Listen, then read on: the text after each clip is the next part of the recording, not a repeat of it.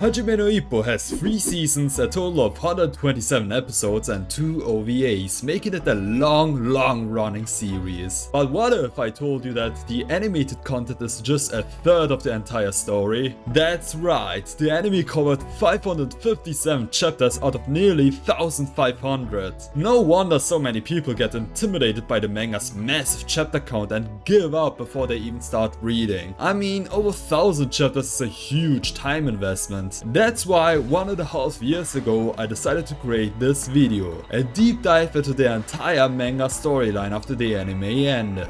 This video covers almost everything that happens in the manga, including every fight, every important character interaction and every crucial moment. Basically 99% of the manga. Just keep in mind that I had to skip some of Takamura's Shenanigans because the last time I mentioned them, YouTube nuked my video. Hence that 1% I'm not covering. Of course, if you want to experience the character dialogue and food fights firsthand, you can always switch to the manga. But if you don't want to commit to reading over 1000 chapters or just want a solid recap, this is the definitive Hajime no Ippo manga video for you. And this comes from a fan who has been following the series for 3 years and has been making videos about it for almost my entire YouTube career. A heads up though, some parts of the video have a bit of a crappy microphone quality or my voice may change at times. This video took me 1.5 years to make, and during that time I traveled from continent to continent while recording. I was even sick at one point and I hope you can forgive me for that. The only thing I'd ask is, if you enjoyed this video, please leave a like and subscribe to support this project that took so long to complete. But now let's jump into the Hajime no Ippo manga, right where the anime left off all the way to the current chapter. The anime left off right before Itadaki's semi-final match for the Rookie Kings tournament. Ippo is training Itagaki in preparation for a semi-final fight with Kumi there to support both boxers. She even asks Ippo if he has free time on the weekend, only for Itadaki's sister to ruin the mood. Itagaki, however, isn't interested in chit-chat. He's focused solely on his upcoming fight. We learn that while Itagaki has all the talent in the world, his biggest obstacle is a mental one, his self-confidence. He infamously lost to his rival Imai, who looks just like Ippo from Temu, and this has left him doubting his own boxing abilities. He's training hard to regain the confidence, especially since his next opponent is the same boxer he lost to in his first professional fight, Makino Fumito. Makino is known for cheating during his fights, utilizing the flicker jabs. Ippo wants to support Itagaki during the slow point in his confidence, so he cancels his date with Kumi to analyze Makino's match. We then get a humorous scene where Mashiba, like a caveman, demands food from Kumi, who is having none of it and threatens him with violence. After analyzing Makino's match, Ippo and Itagaki run into Makino outside. Makino trash talks Itagaki, reminding him how he beat him by cheating and mocking him for bringing his girlfriend to the fight, only for Imai to correct him that Itadaki's girlfriend is actually his sister. When Ippo tries to defuse the situation, Makino trips him, which fires Itagaki even more, pushing him to train harder. Next, we're introduced to Brokoman, essentially Aoki with a ridiculous haircut who has somehow become an icon for kids and merchandise. Good for him! The Kamogawa boys also start betting on who will become this year's Rookie King champion, with Ippo putting his money on Itagaki. In preparation for Makino's flicker jabs, Itagaki seeks to spar with Mashiba, who at the time is the Japanese judo lightweight champion. Mashiba initially refuses, not wanting to associate with an unranked nobody like Itagaki, but Itagaki spills some juicy details about Ippo and Kumi's relationship to provoke Mashiba into sparring with him. We don't see the actual spar, but the aftermath shows Itagaki with a messed up face and Mashiba with a black eye. Despite this, the two become closer, even meeting up outside the gym. Kumi mistakenly thinks Mashiba has finally got a girlfriend and tries to stalk him with Ippo, but it turns out to be Itagaki instead. Mashiba and Itagaki start gossiping about Ippo and Kumi's stagnant relationship, much to Ippo and Kumi's embarrassment. They even discuss how Mashiba's overprotective nature is part of the problem. Eventually, Mashiba acknowledges that Kumi is her own person and needs to make her own decisions. Mashiba also asks why Itagaki is so determined to win the tournament, to which Itagaki responds that he wants to regain his confidence and make Ippo proud by proving he belongs in the professional boxing world. These chapters are especially endearing because they show the characters' more human side outside of their boxing careers. We then get some background on Makino and his inferiority complex. He regularly visits a sick child in a hospital who is his biggest supporter and who reminds Makino of himself. Makino reflects on how some people are born with talent and better genetics, while others have to grind daily just to keep up. He wants to prove that hard work can surpass natural talent by defeating both Imai and Itagaki. On the day of the fight, Itagaki was still not mentally prepared but still wanted to do his best. Makino's biggest fan was also present and wanted to win no matter what, to give the kid the courage to keep fighting his own illness. Mashiba was also present and secretly supported Itagaki. Makino threw out the flickers and made Itagaki all nervous. Makino wanted to push Itagaki to his limits, but Itagaki then got used to the flickers and started to knock them away. Things started to turn and Itagaki began to dominate the fight. He got Makino cornered and was just throwing a series of punches. It wasn't even a fair matchup anymore. By the start of the second round, Makino was already out of gas. It was a pitiful sight to see him throwing punches that simply did not connect and getting absolutely crushed. In the last ditch effort, he tried to throw an elbow and headbutt Itagaki, but Itagaki saw through them and was ready to end the match. Itagaki landed a powerful counter that ended the match and won it with minimal damage. Makino still gave the kid the courage to keep fighting, and Itagaki advanced to fight Imai in the finals of the tournament. This fight reminded Ippo of his desire to fight Miyata, which yes, is still a thing during this time, and he eagerly waited when the fight was about to get set up. But when he got into the gym, he got another kind of invitation for his fight. Ippo was called by Yagi and Kamogawa and was informed that he had 1 month to prepare for his title defense against the 7th ranked boxer Takuzo Karasawa, the previous year's Rookie King champion. Every high-ranked boxer refused to fight Ippo because of his destructive display of power. Ippo wanted to focus on the basics, so he decided to train from scratch for this fight with Karasawa and accepted the challenge. Meanwhile, Takamura informed Kamogawa that he was going on a trip around Japan while waiting for his next fight.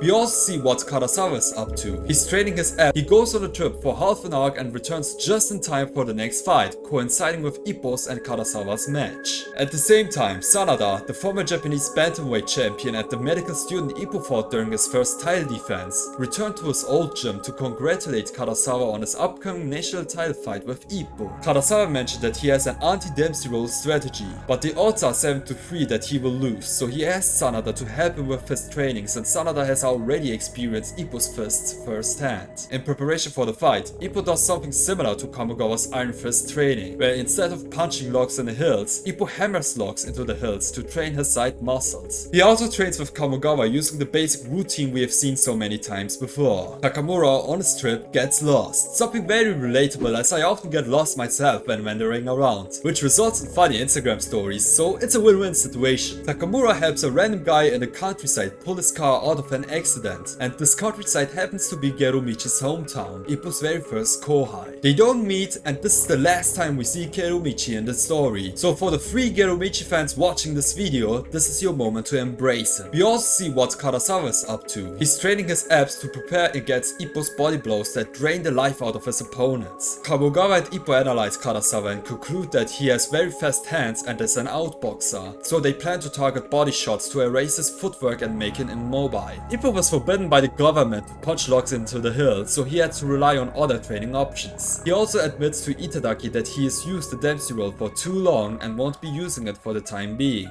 We get a random cut to Nekoto where he's robbed by a thief and is chasing after him. The plot twist is that the thief is Takamura, who's just on his way to find a hot spring where a lot of college babes are supposedly waiting for a dreamy tall strong man to appear, only for the dreamy babes to turn out to be monkeys.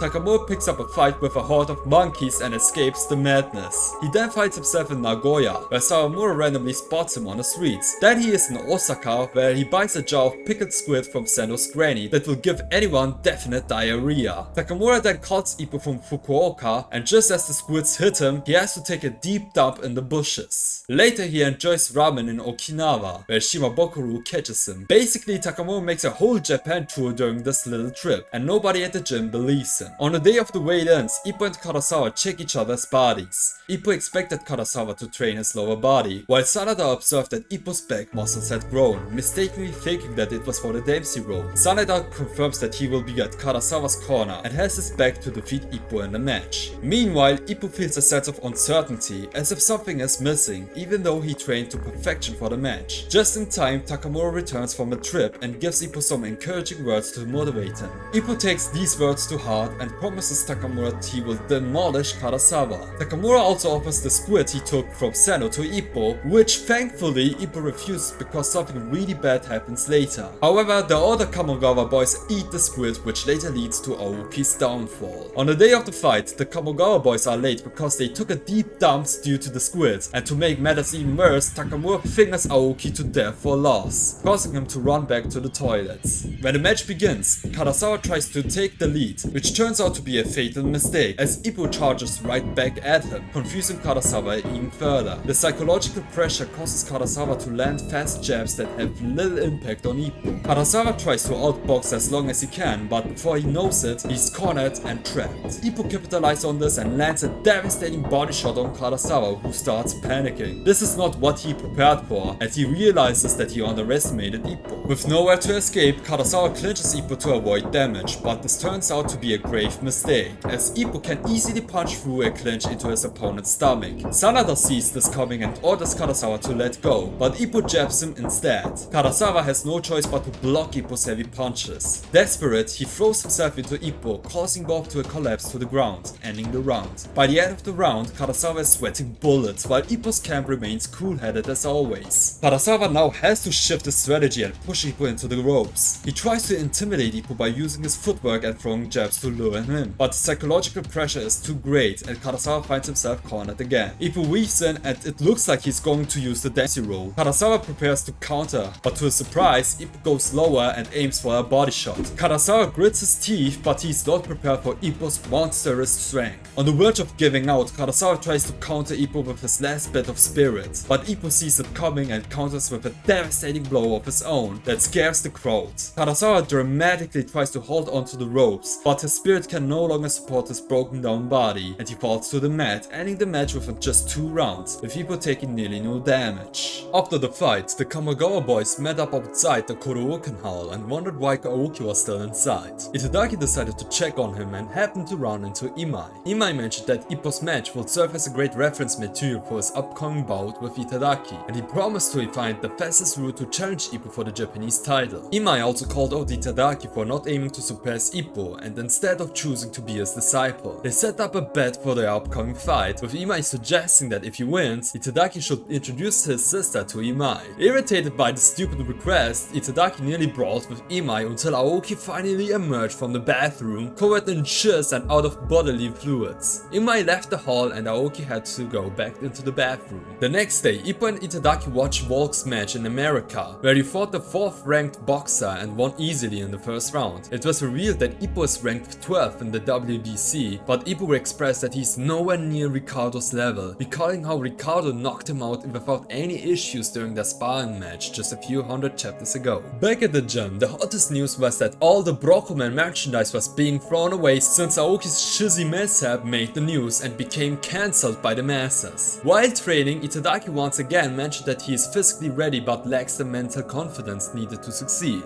He sought Ippo's advice on how to overcome this pitiful state, but Ippo admitted he had no clue either since he also struggles with low self-esteem. Kumi appears and wants to support both fighters, which prompts Itagaki to reveal how much Imai irritated him by requesting to meet his sister if he won their match. Ippo and Kumi then share the same fantasy where Ippo would ask to date Kumi if he were to beat Mashiba. However, snapping back to reality, Ippo just begins to cry because he can't possibly request something like that. Later, Ippo and Itagaki go into a store and notice that Umezawa's one-shot manga has won an award, so they want to congratulate him. Itagaki and Umezawa discuss Ippo's mentality in fights and conclude that Ippo always enters as a challenger. Meanwhile, Ippo and Umezawa discuss how Itagaki views himself inferior to his opponents when entering his fights. That day, Itagaki experiences an inner crisis, realizing that he lacks so much even before entering the fight: the skills, knowledge, confidence, and most importantly, power. Ippo and Itagaki have a sparring match, though we don't see this full spar. Takamura reveals afterward that Ippo could have knocked Itagaki out if he were serious. Overhearing this, Itagaki demands to know what he truly lacks, and Takamura enlightens him, pointing out that his routine is too predictable, making him vulnerable to being knocked out easily. On the day of the Rookie Kings tournament finals, the Kamagawa boys gave Itagaki their best wishes, with Ippo offering his usual encouragement, telling Itagaki to do his best. This was the day Itagaki had waited for years, a chance to finally prove that he belongs in the ring by defeating his long-lasting rival, who had overshadowed his true potential, and to reclaim his self-confidence. When the bell rang, Imai charged at Itagaki, who immediately used his outboxing skills to keep his distance. For the first half of the round, Itagaki maintained his range and jabbed Imai effectively, forcing him to stay on the defensive. However, Imai wasn't about to let Itagaki control the fight with just jabs and want him to not get too comfortable. Realizing he couldn't win simply by jabbing from the distance, Itagaki knew he needed to step into the lion's den and inflict real damage. As As Itagaki closed the distance, he began to land solid blows on Imai. Imai tried to counter, but Itagaki's technical skills were superior, and he nearly landed a knockout punch just as the bell rang, signaling the end of the first round. When the second round began, it seemed as though Itagaki was continuing his domination. However, Imai had started to adapt to Itagaki's routine and began predicting his movements. Itagaki had no choice but to keep moving forward, dodging Imai's punches as fast as he could.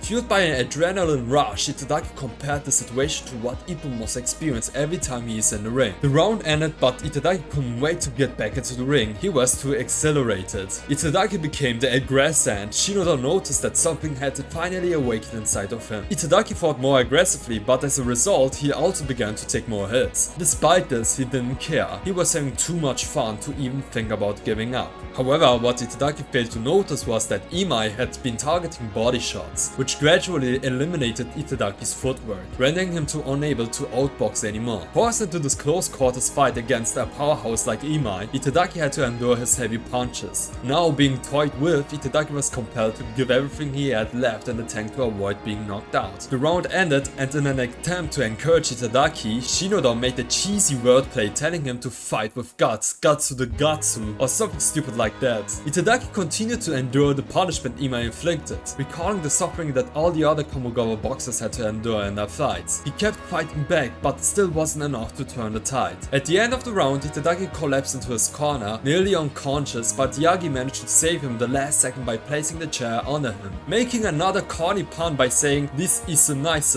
by nice being the chair in Japanese, which is also very stupid. Ippo came over to encourage Itagaki to keep fighting, which gave Itagaki a boost of motivation. Determined, Itagaki went into the final round with the resolve to defeat Imai. The two exchanged punches, but Itagaki was simply too weak and ended up taking a devastating knockdown. In the last minute of the round, Itagaki focused on surviving the barrage of punches from Imai, hoping to hold out until the final bell and leave the decision on the hands of the judges. With the last bit of spirit he had left, Itagaki threw a flurry of jabs, but he was completely out of gas and bracing for one final punch. Just before Imai could land it, the bell rang and Itagaki was knocked out from exhaustion. The results were announced and Itagaki won the fight by decision, but he was too beaten up to celebrate. Itagaki expressed that his victory was due to Ippo's support and thanked him deeply. Now that Itagaki had won the tournament, he had achieved a national ranking, which gave him the confidence he needed. Sendo was in the audience and remarked that the match was nothing special. He was accompanied by his kohai, the West Rookie King champion Hoshi. Hoshi made it clear that he wanted to fight Ippo and issued a challenge. If he could defeat Itagaki in the All Rookie Kings tournament, he will face Ippo for the title. Additionally, Sendo revealed that he wanted to fight Ippo again and actually beat him. He even declared if he lost the third time, he would unalive himself. Actually, Ippo decided he no longer wanted to be the Japanese champion anymore. He was eager to relinquish the title to finally face Miyata for the OPBF title and requested a match with Kamogawa. Kamogawa accepted Ippo's offer and promised to request a match as soon as possible. The decision motivated Ippo like never before and he was eagerly anticipating his match with Miyata. Miyata's camp also accepted the challenge and the long-awaited match was set.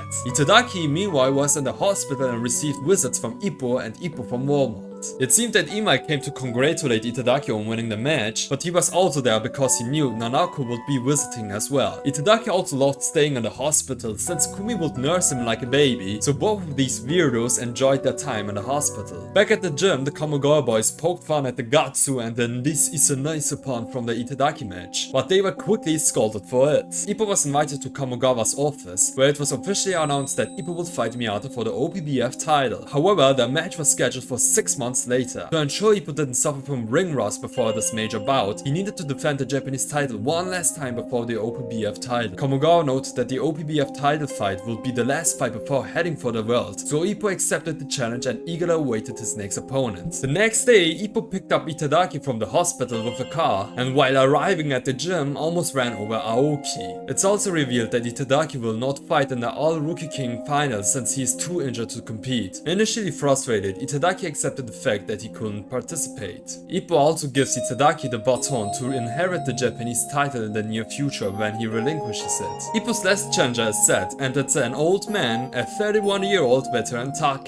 To gather more information about him, Ippo seeks the help of Date, who has become a coach at his own gym. Date mentions that Take was scheduled to face him back when he first won the Japanese title, when Take was ranked first. Date admits that he was quite nervous about facing Take, but Take withdrew before their match began. He learned that the reason Taka pulled out was because his son was born and he officially retired from the sport. However, his son became a target of bullying due to a gossip that his father was too afraid and fragile to keep competing. So Taka wanted to prove to his son that he still had the fire in him to become a great boxer. His record is 22 wins, 11 losses and 1 draw, as he is too rusty and took him longer to challenge for the title again. Despite this, he has never been KO'd in his career and will stand tall no matter what. Ippo admits that instead of focusing what's in front of him, he was too fixated on Miyata and realized he shouldn't lose sight of his current challenge. In preparation for this fight, he trained his hooks and stamina to outlast the veteran. By the way, he is 31 years old but looks like the oldest looking dude in the entire manga. On the day of the weigh-ins, Taka did his best 2020 cosplay and looked as fragile as he could be. Kamogawa then revealed to Ippo that it was all an act to gain sympathy for the fight. Basically a trick, and it certainly wouldn't be the last one that Taka had up on his sleeve. On the day of the fight, Taka brought his son with him to witness him become a champion, which, while not outright stated, was another ploy to garner more sympathy from Ippo, who no longer has his father beside him. As soon as the match began, before they even touched gloves, Taka said "F that" and immediately started throwing punches. Ippo was caught off guard but quickly got into his rhythm and turned it into a slugfest. Just as Ippo was about to follow up with a hook, Taka went down unexpectedly, making Ippo think the fight might already be over. However, it turned out that Taka was faking the injury. He quickly charged at Ippo and clung to him, wrapping his arms around him in a clinch. He repeated this about 3 times until Ippo was forced to use his elbows to break free. At this point, Taka claimed to know Ippo's weakness, which confused Ippo. If you still haven't guessed, these were all psychological tricks to mess with Ippo's mind and throw him off his game. Ippo charged at Taka again, but for some reason he couldn't reach him before the bell rang. In the next round, Ippo tried to punch him again, only to find his fist still couldn't connect. It then dawned on Ippo that Taka had switched his stance to a southpaw stance. Ippo hadn't trained to fight against a southpaw and was initially overwhelmed. He decided to block himself while charging right into Taka, who responded by charging at Ippo as well, putting one shoulder on him. Ippo tried to land liver blows, but Taka deflected them and did something no other boxer had done in the series. From the short distance, he started to throw uppercuts at Ippo repeatedly, leaving Ippo unable to land a hit. By the end of the round, Kamogawa showed at Ippo to pay close attention to what Taka was doing. Ippo took these words to heart and was somewhat able to hit Taka through his guard. However, Taka got lower and positioned himself again to hit Ippo with more uppercuts. Ippo saw through it, dodged and countered with a light hook, which Taka anticipated. Taka responded with another uppercut, followed by a flurry of uppercuts again and again. Ippo managed to throw some punches of his own, but they seemed to have little to no impact on Taka. In the next round, instead of charging in recklessly, Ippo started to march forward methodically, slowly breaking down Taka's defense. But Taka again got low into position and took heavy punches that seemed to have no effect, while Ippo received the most damage. Taka even managed to cut Ippo's eye, which signaled that things were getting really serious. If Taka wanted to, he could exploit this opening and potentially win via referee stoppage. Kamogawa wanted Ippo to hit him, so he did, and Kamogawa revealed that to defeat Taka, Ippo should do everything Taka does but better. If Taka hits hard, Ippo should hit harder. If Taka goes low, Ippo should go lower. So when Taka went into position again, Ippo pushed him back, went lower himself, and finally saw an opening to send an uppercut of his own. Now, Ippo was the one going low and landing uppercuts on Taka. Taka abandoned this and opened up his arms, inviting Ippo to slug it out. Even though Taka managed to land some decent hits, engaging in a slugfest with Ippo is the worst way to speedrun your life. Things got so bad for Taka that Ippo even made his son cry, worried that the stand might not survive the fight. By the end of the round, Ippo thought Taka might be unconscious as the man simply refused to go down. We then see that Ippo is right. Taka is in a dreamlike state, envisioning his son being disappointed in him. Even the way he stands up from his chair is almost inhuman. Determined to end this before inflicting long-lasting injuries to Taka, Ippo throws a devastating punch that sends him flying. But to Ippo's surprise, Taka stands back up like a zombie. Ippo unleashed the Dempsey roll and nearly ended the poor man's life with it. However, just before Ippo could land the devastating blow, Taka got into his rotation position again and landed a powerful uppercut. At this point, Ippo had enough and delivered the most savage ending combo of the entire series. First, he dodged the uppercut and sent his own counter uppercut to Taka, lifting him a full meter off the ground. With Taka's son crying out for his father's life, Ippo delivered a career-ending hook, turning out the lights for good and ending the match. Although Taka didn't die, it took him a few minutes to get back up from the fight. Afterwards, Taka's son asked his father to teach him how to box, which concluded Taka's character arc. Kamogawa then informed the press that with this match, Ippo would relinquish the Japanese belt and issue a challenge to Miyata for the OPBF title. Back home, Ippo reflected on Taka and even remembered his own dad, learning a lesson he will not forget, to fight for something greater than himself. After the Taka fight, Ippo went back to the gym where the boys were training. It had been announced that Takamura would defend the WBC Middleweight Championship and Aokimura would be on the undercard, fighting Electric Battery and Papaya again. Aoki especially wanted to take revenge on Papaya for being the reason for Aoki's ER haircut. It no longer looked like broccoli, but instead there were just a few pubes left on his head.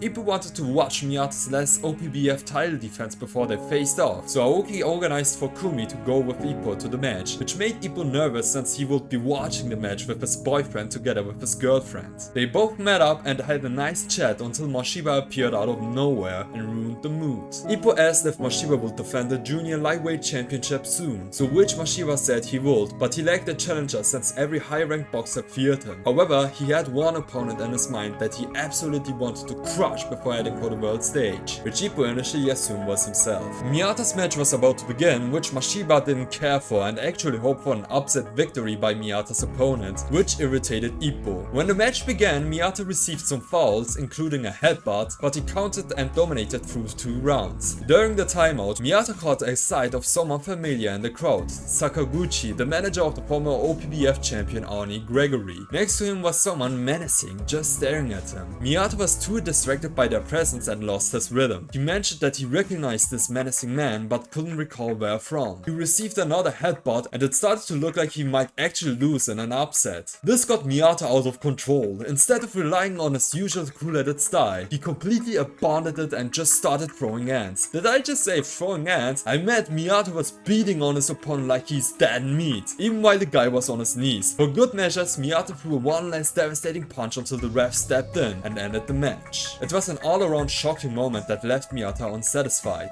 Worse yet, Miyata broke his fist during the fight, meaning his match with Ippo had to be postponed. Miyata still couldn't get the menacing guy out of his head, and as if fate wanted it, the man appeared in front of him, starting to talk about destiny and stuff. The man charged at Miyata, continuing his "this is fate" speech until Miyata Sr. shooed him away. Back at the gym, Ippo learned about Miyata's broken fist and accepted the fact that the fight needed to be postponed to allow Miyata's fist to heal. Meanwhile, after Miyata's match, Mashiba's next challenger had been set, and he was thrilled to know that his challenger had accepted. Mashiba's next defense was going to be against Sawamura. This news shocked everyone, knowing that it would be a bloodbath, while Kimura was just having the time of his life. 2 monsters in his weight division would beat the crap out of each other until retirement, giving Kimura a greater chance to capture the title. But as you will see later, Kimura's hypothesis couldn't be more wrong. Kimura's fight with the Electric Battery was about to begin, and he wanted to use the same strategy as last time to defeat Battery. Only this time, Battery came prepared, having sculptured his abs to perfection. The two had a mud match that ended in a draw. Aoki's fight was next, and he had to reveal the world his 3 remaining pieces of hair, which caused Papaya to lose control. Aoki wanted revenge for that haircut but was overwhelmed and instantly downed. He tried his best to win, but the match also ended in a draw, leaving Takamura to finish the job as the MVP of the Kamogawa gym, ending his match in just 1 punch. The next day, the boys were discussing why Mashiba would want to fight Sawamura and who could win their potential matchup. Itagaki went for a spar with Mashiba, while Ippo met up with Kumi to gather more information. Mashiba revealed to Itagaki that ever since his fight with Kimura, he realized he had been getting soft and needed to regain his bloodlust to be a great boxer again. He promised in front of his parents' grave that he would not lower himself, eliminate anyone who dared to stand on his path, and to obliterate anyone who laid a finger on his sister.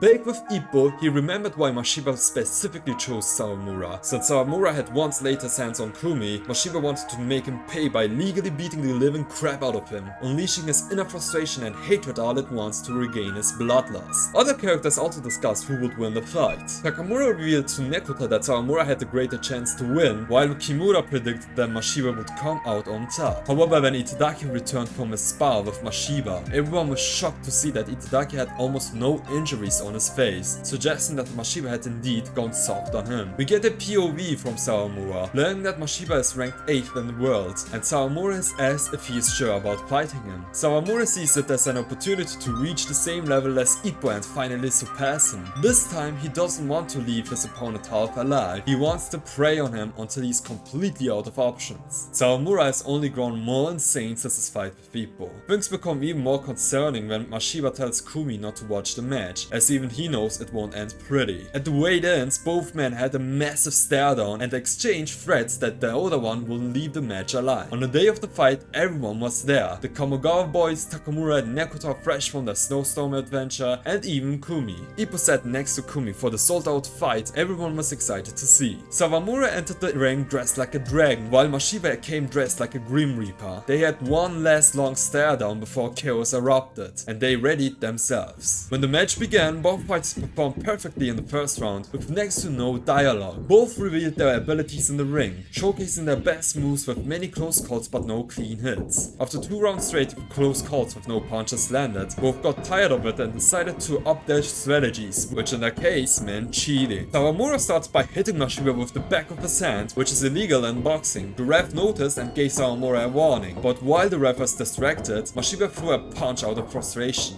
Then both fighters started hitting each other, completely ignoring the ref. The fight shifted dramatically from a professional boxing match to an all-out cheating fest. Mashiba elbowed Sawamura in the back of his head, Sawamura headbutted Mashiba, and the ref stood there like the most useless idiot, unable to control the chaos. Mashiba noted that Sawamura had incredible power, the same power he used when he hit Kumi. Fueled by rage, Mashiba landed a powerful punch that sent Sawamura down to the mat. Sawamura got back up and Mashiba unleashed a series of flickers. Sawamura, having gotten used to Mashiba's rhythm, stepped inside and threw a devastating counter. Though Mashiba survived it, Sawamura kneed him to the mat, knocking him unconscious. Mashiba got back up, now semi-unconscious, and went down to the mat again. He quickly rose and threw hands with Sawamura once more, only to get overwhelmed and go down again. Sawamura, getting bored, just kicked down Mashiba in the head, which finally made the ref do his goddamn job and deduct a point from Sawamura. The kid brought Mashiba back to his senses and he was more enraged than hurt. He wanted to slug it out with Sawamura, but ended up getting overwhelmed until the end of the round. In the next rounds, the crowd started to cheer for Mashiba to win the fight fairly. What Mashiba did instead, throw himself into Sawamura and try to elbow him. When that didn't work, he just bluntly headbutted Sawamura, which also earned him a point reduction. Now Mashiba started to dominate Sawamura because the headbutt had caused Sawamura to lose vision in one of his eyes. Mashiba finally downed Sawamura with a chopping left and felt satisfied with himself.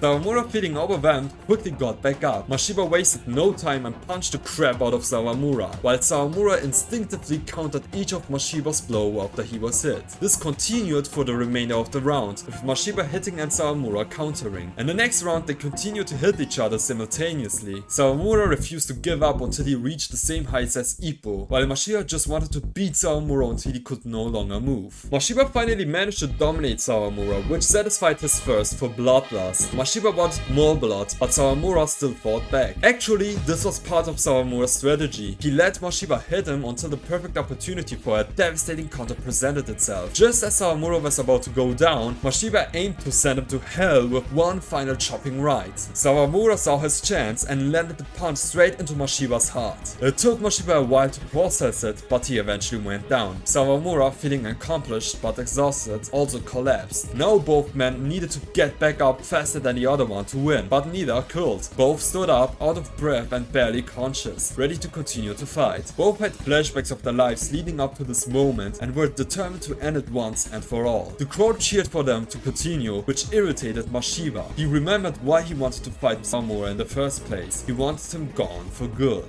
As the ref was checking on Sawamura, out of nowhere Mashiba blasted him. Did I just say blast? He was punching him like he was dead meat. The ref ordered him to stop, but Mashiba, blinded by blood loss, finished Sawamura off with a devastating chopping right to the face, sending him crashing down into the ropes. Then Mashiba followed it up with a hard left straight, knocking Sawamura out of the ring, where he landed head first onto the concrete floor. Mashiba had done it now and was satisfied with his actions, but the ref wasn't. He disqualified Mashiba, meaning Mashiba lost both his title and world ranking because he couldn't control himself. Sawamura was stretched out of the arena and the crowd was just shocked by what they just witnessed. Outside the hall, Ippo tried to cheer Kumi up, but Kumi revealed that she may never like boxing and what it does to people. Sawamura's camp thought he was finished, only for Sawamura to suddenly wake up. He saw the championship he had been awarded and was overwhelmed to have finally achieved his goal. He quietly bowed to his camp and left the building. Overcome with joy, he got into his bicycle, sped off too fast and was consumed by the bright lights of the highway. And then we get a shot of an accident. The next day, Sendo called Ippo with tears in his eyes and informed that Sawamura should be remembered as a great boxer and that his fight with Mashiba had been his last appearance. Sawamura obviously didn't die, but the accident forced him to retire and he could no longer compete, that's all. We also learned that Mashiba almost lost his boxing license but instead got a 1-year suspension and could no longer compete in the junior lightweight division. Everyone was upset by this news, except for Kimura, who ruined the mood by celebrating the fact that two monsters were no longer in his weight division. Oh man, if he only knew what was coming for him. To get everyone in a better mood, the boys organized a baseball match. Now, I'm not a professional, nor do I know anything about baseball at all, but in short, it goes exactly as you'd expect. Aokimura dominates while Ippo, Itagaki and Takamura suck. They only win thanks to some Deus Ex vampire involvement. Meanwhile, Aoki's cut keeps getting worse and worse. The next day, Ippo and Itagaki went to Osaka to watch one of Hoshi and Sendo's matches. Hoshi one-shots his opponent and starts yapping, which gets Sendo upset. He orders Aoshi to stay in the locker room until he returns. Sendo, of course, absolutely dominates his opponent and then runs into Ippo. They meet up and have a nice chat. Ippo mentions how Sendo now exclusively fights Mexican boxers and Sendo explains it's to get used to their style so he can eventually challenge the strongest Mexican boxer, Ricardo Martinez. Sendo also says how impressed he is with Hoshi, noting that he couldn't knock Hoshi down even once in their sparring. Itagaki takes note of this since he will fight Hoshi in the near future. Speaking of Hoshi, Sendo forgot to take him out of the locker room. Before Sendo takes off, he mentions Ippo's obsession with Miyata and says he doesn't think their fight will ever happen, as he believes they aren't destined to meet.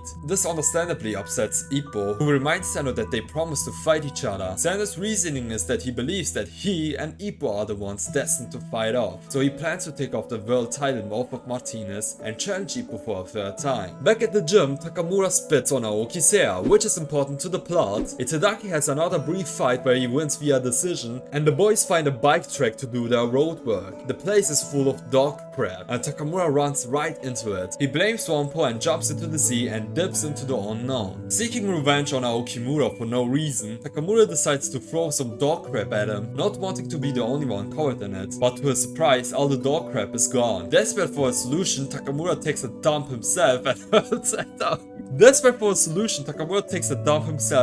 at Aoki's bald head, blaming Ippo for it. Itadaki's big match against Hoshi was coming up, so Aokimura trash-talked how Itagaki never improves alongside them, and he gossiped all the blame on their coach Shinoda. Shinoda overheard all of this and requested to be released as a coach. The only condition for him to stay was if Itagaki won this fight against Hoshi, which put more pressure on Itagaki since he already had to fight a super strong opponent. If he lost, not only would he lose his rankings and his coach, but the guy who beat him would get to fight Ippo for the title. Itagaki focused up and was determined to win. Hoshi charged right at him and something strange began to happen. Itagaki saw Hoshi in slow motion and then delivered the most awesome counter in the entire series, sending Hoshi crashing down to the mat. Shinoda mentioned that Itagaki finally unleashed his potential and was now fighting with full confidence. Whatever Hoshi threw at him, Itagaki dodged casually, making it look too easy. Then Itagaki threw a series of punches that set Hoshi down to the mat for good. Hoshi tried to give a rah-rah speech, claiming it wasn't over, but trust me, I covered the storyline and it's over for Hoshi. Aoki's hair finally grew back after everything that had happened,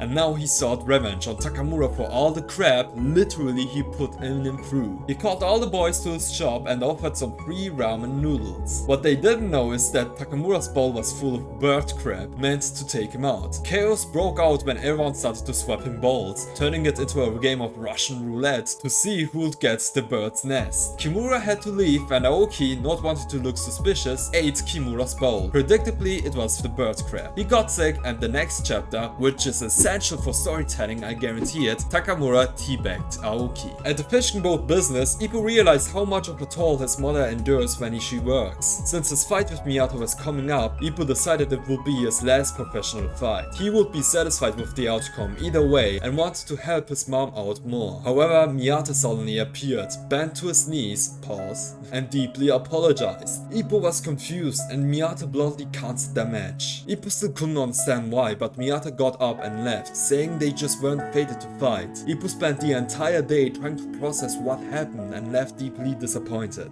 Kamogawa was rightfully furious about the cancellation. It was Ippo's rematch, the press already knew, and they were just destroying their trust with them. In the end, Kamogawa told Miyata Sr. that he was cutting all ties with them and never wanted to be associated with them ever again. At training, Ippo struggled since he no longer had a goal to look up to. Kamogawa tried to cheer him up by telling him to look forward, to aim for greater fighters, but Ippo was still hurt. This got Kamogawa enraged and he ordered Ippo to leave. Amidst Ippo's depression phase, Mari appeared and cheered him up. She mentioned that despite his 19-fight KO record, his fists were still small. She told him that he carries all the dreams and aspirations of the boxers he's fought in his fists, and quitting over something sissy like not fighting your boyfriend was a whack reason for giving up. Ippo remembered that Date told him the same thing and came to the realization that he hadn't yet achieved his true potential. He couldn't let the dreams of others down and needed to carry the torch for a greater good. And maybe, just maybe, by doing so he'll find the true answer to what it takes to become strong. Ippo returned to the gym and begged Kamogawa for guidance. Kamogawa explained that Ippo was still too green to challenge Martinez. To rise through the world rankings, he needed to work his way up by first becoming the top ranked fighter. To achieve this, Ippo had to become the uncrowned champion of the OPBF and challenge other national boxers from the Pacific region to advance his rankings. Ippo accepted this challenge and set to become stronger, with his first opponent being the Thai featherweight champion Scratch J Jimmy Sisfa. The Kamogawa boys returned from their training camp and were surprised to learn that Ippo would be having another match soon. At this point, Itagaki was forbidden from sparring with Ippo, as Ippo would be facing powerhouses in the near future, and the concern was for Itagaki to avoid sustaining damage from sparring with him. It was revealed that Jimmy Sisfa is the same guy Miyata fought and developed the Jolt counter against, as seen in both in the anime and the manga. Ever since the match, Jimmy has become somewhat unhinged, having fought a total of 45 times with only 7 losses. He averaged almost 9 fights per year, and it shows. When his plane landed in Japan, the scars on his face were visible, hence his nickname Scratch J. The moment he arrived, he was baffled by the Japanese people and remembered his fight with Miyata, and was yapping about the Fist of God. At the weigh-ins, Jimmy's presence intimidated Ippo so much that he hid behind Kamogawa. When it was revealed that this fight was crucial for advancing on the world stage, Jimmy asked if Miyata would be watching. It was confirmed that there was a high possibility as Miyata saw Ippo as his rival. This answer invigorated Jimmy and he swore to KO Ippo with the hands of God. Later we learned that during his match with Miyata, Jimmy claimed to have seen God,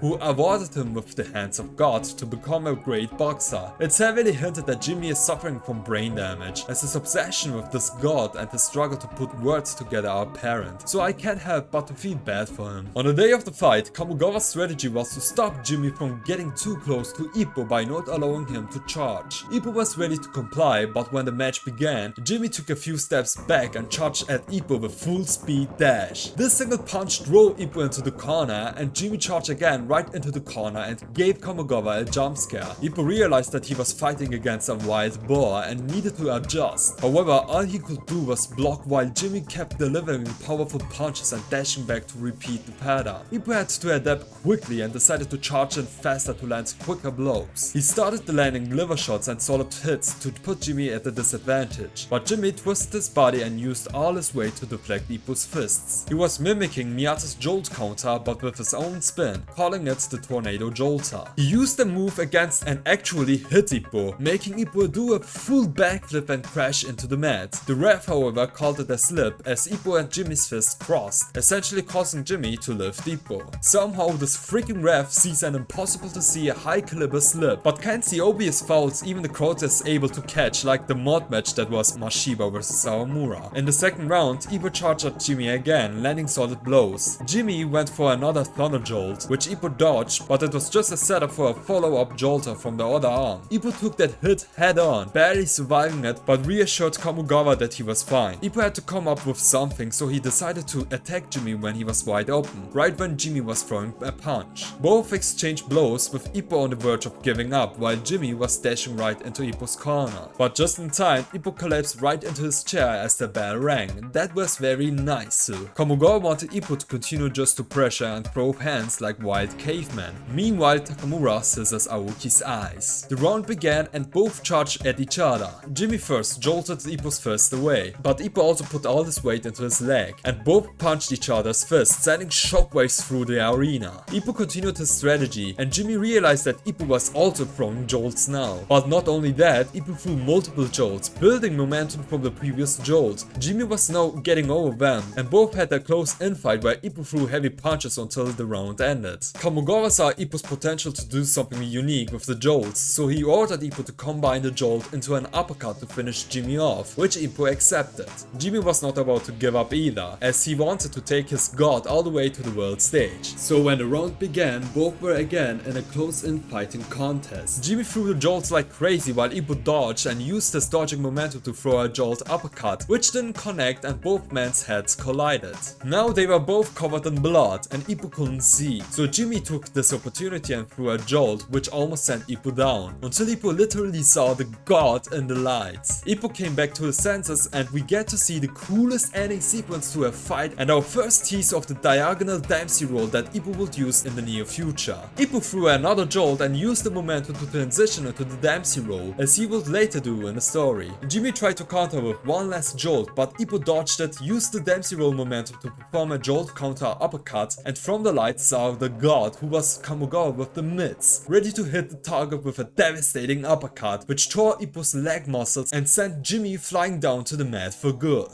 It only took one punch from this proto-diagonal Dempsey roll to finish off an opponent who otherwise didn't budge to any of Ippo's attacks. This is the very first time we see this evolved state of the Dempsey roll that Ippo will develop in the future, where he uses his momentum to throw uppercuts and transition back into the Dempsey roll. It is a nice teaser. Jimmy then got back up and saw Ippo for the last time. When he woke up, he noted that he had seen the devil himself and no longer wanted to box, saying he was going to retire. He also said it was God who gave Ippo his last bit of strength to finish him off. This was also the fight where Ippo got his nickname, Fujin, meaning the god of wind. Characters like Kamogawa and Takamura realized Ippo's newest potential with the free roam Dempsey roll and how destructive it could be to finish off his opponents like Miyata. But unfortunately, we won't see any improvement on the Dempsey roll for another 300 chapters. On his way back home, Ippo also accepted that he might never fight Miyata and needed to go his own path to greatness. After the fight, Ippo was fishing when Kumi appeared and asked him out to go on a swimming date with her. Ippo would have gone, but he had cuts, bruises and torn muscles that needed to heal up first. Kumi also expressed her frustrations about always looking after Mashiba, saying he's reckless, aggressive all the time and puts so much pressure on things at home. She just wants Mashiba to make it back home safely and told Ippo that she feels relaxed when she's around him. Back at the gym, all the other boxers were preparing for their upcoming fights for the Takamura's main event title defense. Meanwhile, Takamura was busy coming up with a new punch for himself. He wanted to create his own signature punch named after an animal like the other Kamogawa boys. Since he is the king of all animals, he settled on the name Beetle Punch. However, his new punch was just an uppercut, which the boys made fun of. On the day of the fight, all the Kamogawa boxers won their match via a KO and Takamura entered the ring dressed like a beetle. He went into the title defense intending to land a beetle punch no matter what, but ended up accidentally hitting his opponent with an old punch and KOing him anyway. Afterward, Ippo sent a letter to Nekota talking about the gym and his hopes moving up to the world stage. Nekota responded by sending the Kamogawa gym some leaves, which will be important later, don't forget, along with a poem for all the Kamogawa boys and a personal poem for Ippo, saying Ippo's fists are as strong as heavyweights. Miyata had another match where he demolished his opponent, further solidifying that the Ippo vs Miyata fight won't happen anytime soon, as both of them moved on. Miyata also set his sights to fight the interim OPBF champion to unify both belts, and mentions that counters will be useless against him. And the interim OPBF champion is, you guessed it, the menacing man that confronted Miyata and gave his fate speech, Randy Boy Jr. Ippo also reveals to Itagaki that he has moved on and tries to find new goals by moving up to the world stage. Itagaki, however, confronted Ippo about his lackluster goals, saying Ippo should not be satisfied with the intent of having a good match and just enter a ring with the mentality to win, since a lot of people look up to him, including Itagaki. Both men are then interrupted by the little chiz Sakaguchi. Sakaguchi promised to Ippo a world title fight if he defeats the interim OPBF champion Randy Boy Jr., in which Ippo refused, stating that Miyata is the one going to fight him and he should not interfere. Then that little shiz heinously mentions that Miyata has no chance in hell since counters will be useless against Randy Boy Jr. and that fate will only repeat itself. Ippo wanted to learn more about that Randy fellow, so he wanted to watch some archived tapings of his and met up with Fuji. Miyata Sr. coincidentally also wanted to research Randy Boy Jr. the exact same time, so they both analyzed who he really is. They saw that Randy is a southpaw and thought that the reason why Miyata stated counters are useless against him is because he never faced a southpaw and had no experiences with them. However, in the tape fight, when the opponent went for a perfect counter, Randy himself landed a perfect straight that should not be possible if he's a southpaw. They came to the realization that Randy is both an orthodox and a southpaw and just shifts his stances whenever he chooses, making it impossible to land a direct counter. Miyata Sr. then had a panic attack and also realized why Miyata is so obsessed with Randy. It is because the boxer that ended Miyata Sr.'s career is the father of Randy Boy Jr. He ended it the exact same way, where Randy Boy Sr. just switch-hitted Miyata Sr. to cancel his counter and end his career. Miyata would not let that slide and wanted to prove that his father's boxing was not for nothing and wants to bring it all the way to the world stage, but first needs to finish off Randy Boy Jr. for vengeance. Back at the gym, Maron appears. Cool. Who's Maron? He's a freelance trainer and the boys just accept him just walking into the gym and training them. He then disses Kamogawa of how whack they are, so Ippo was not going to let that one slide and wanted to mid-train with Maron. Maron of course could not keep up with Ippo and stumbled outside the ring. Takamura then appeared and was happy to see Maron and reveals that Maron was a boxer of the gym before anyone else joined and was Takamura's sparring partner, and due to the injuries Takamura inflicted, he chickened out of becoming a pro boxer. Aokimura went after him and then gave him a good beating. At the gym, the boys learn that Kamogawa has been arrested. Ippo and Yagi go to get him released and discover that Kamogawa went to visit a coach buddy of his to get information about Ippo's next opponent, since one of the coach's boxers had recently fought him. However, Kamogawa got enraged for some reason and started beating the coach up. They learned that the fight was fixed, meaning they paid the opponent hush money to take a loss. The opponent is none other than the Filipino featherweight champion, the magician Malcolm Gedo. The Japanese boxer that Malcolm had a fixed loss against approached the Kamogawa gym, wanting to prove that he wasn't a fraud. He was ranked 7th in the nation, but Ippo knocked him down with a single punch. The guy was too proud to accept a fake victory over a world-ranked boxer, but deep down he knew it was all staged. He wanted Ippo to redeem them by defeating Malcolm. Ippo analyzed Malcolm's matches and something seemed off about him. Somehow, despite being almost the same size as Ippo, he could throw punches from a far distance. There was some conflict over whether Ippo should face Gedo, but both Ippo and Kamogawa were determined to fight him. Back at the gym, Takamura was beating up Aoki with Kamogawa's cane until he accidentally hit Kamogawa with it. Gedo's camp wanted to negotiate with Ippo's team about the fight, but they only cared about the money and didn't even know who Ippo was or what his achievements were. This enraged Kamogawa and he decided that Ippo needed special training to make Gedo pay. Ippo was invited to Mashiba's gym to spar with him in preparation for Gedo's unusual long-range punches, since Mashiba naturally has a long reach. Initially, both Ippo and Mashiba didn't want to fight each other, since Ippo is scared of Mashiba while Mashiba hates his guts. But since Mashiba needed a suitable sparring partner for his OPBF title fight after his suspension ends, Ippo was the perfect choice. So, the rematch of the decade finally happens. Mashiba unleashes the flicker jabs, now with an improved reach. Ippo weaves in, gets within Mashiba's range and delivers a liver blow. Mashiba retaliates, leading Ippo into a trap and landing a devastating uppercut.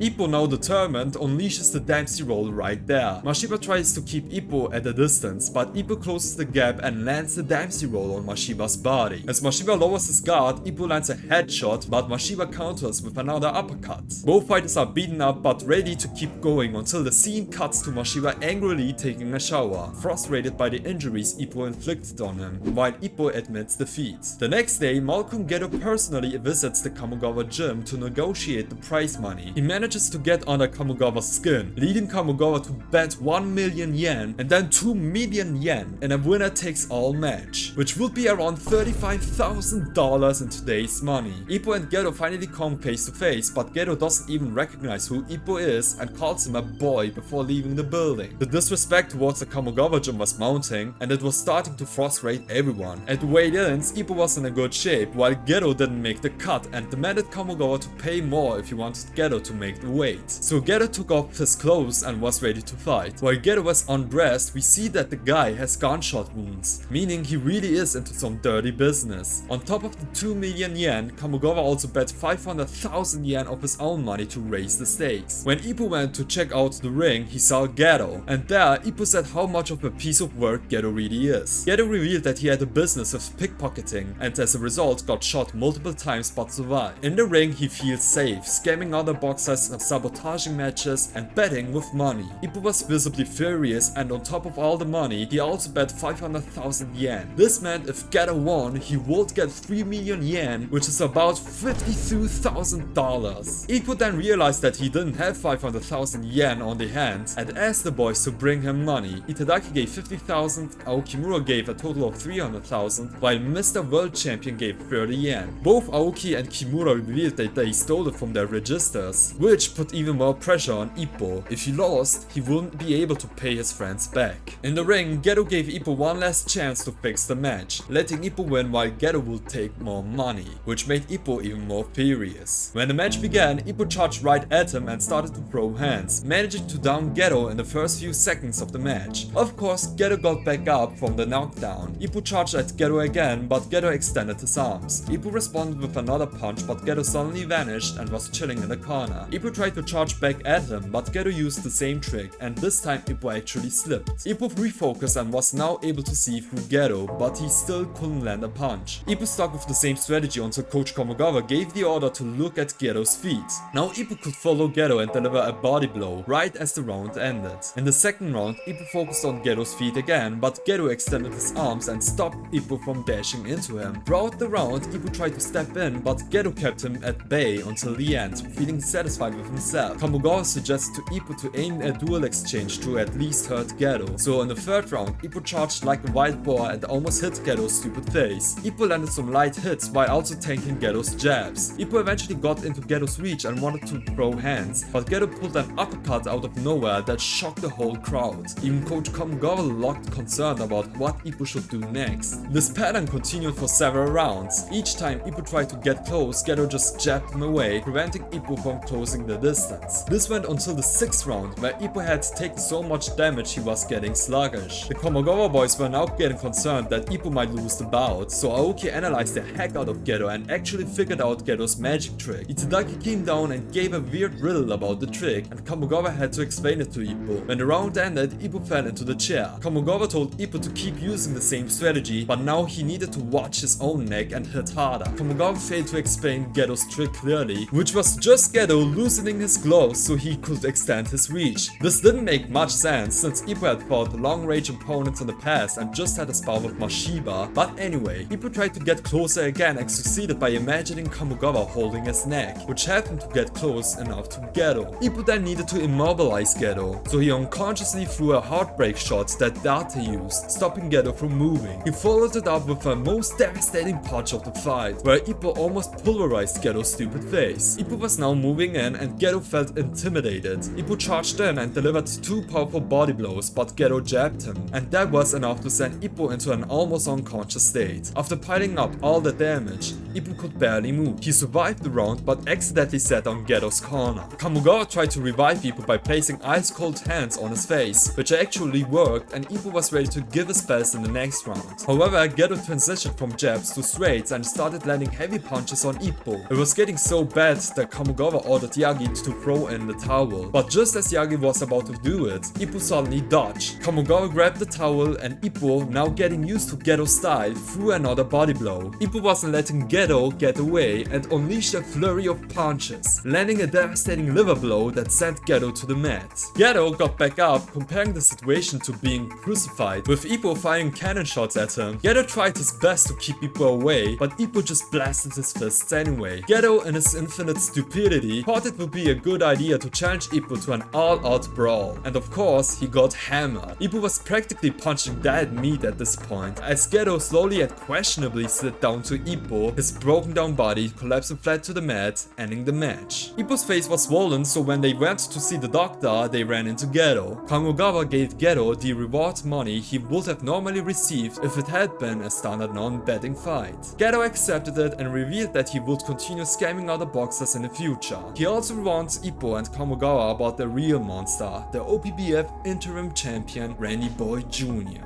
The next day, Aoki, Itagaki and Kimura felt left out since Ippo and Takamura were literally carrying the gym, so Shinoda gave them the opportunity to join the Class A tournament, where the winner gets a shot at the national title. The following day, Itagaki brought new members to the gym, and together with Ippo they watched their protest. In the hall, they saw Karasawa and Saeki, two of Ippo's previous opponents, who revealed that they plan to join the Class A tournament too, aiming to challenge Ippo for the title. This meant that Itagaki would have to fight Ippo's former opponents, and to add salt to the wounds, neither of these men even knew who Itagaki was, despite him being ranked 8th. Itagaki wouldn't let them pass to fight her senpai and became even more motivated. The next day, Kumi wanted Ippo to watch Mashiba's return fight with her, since she's still too afraid to watch another one of her brother's matches after the Sawamura fight. By the way, the new prospect that Ippo and Itagaki had watched during their pro license test quit, and Aokimura clowned Itagaki for it. Randy Boy Jr. finally arrived in Japan and crushed all his sparring partners, desperately needing a suitable one. So Itagaki, eagerly to prove himself, volunteered to spar with a world-ranked champion. Ippo went with Itagaki and gave Randy some seriously intimidating looks. The spar began and Randy threw jabs which focused Itagaki dodged with ease. He even managed to hit Randy a few times, forcing Randy to take him seriously. Then suddenly the scene cut to Itagaki face down to the mat, wondering what just happened.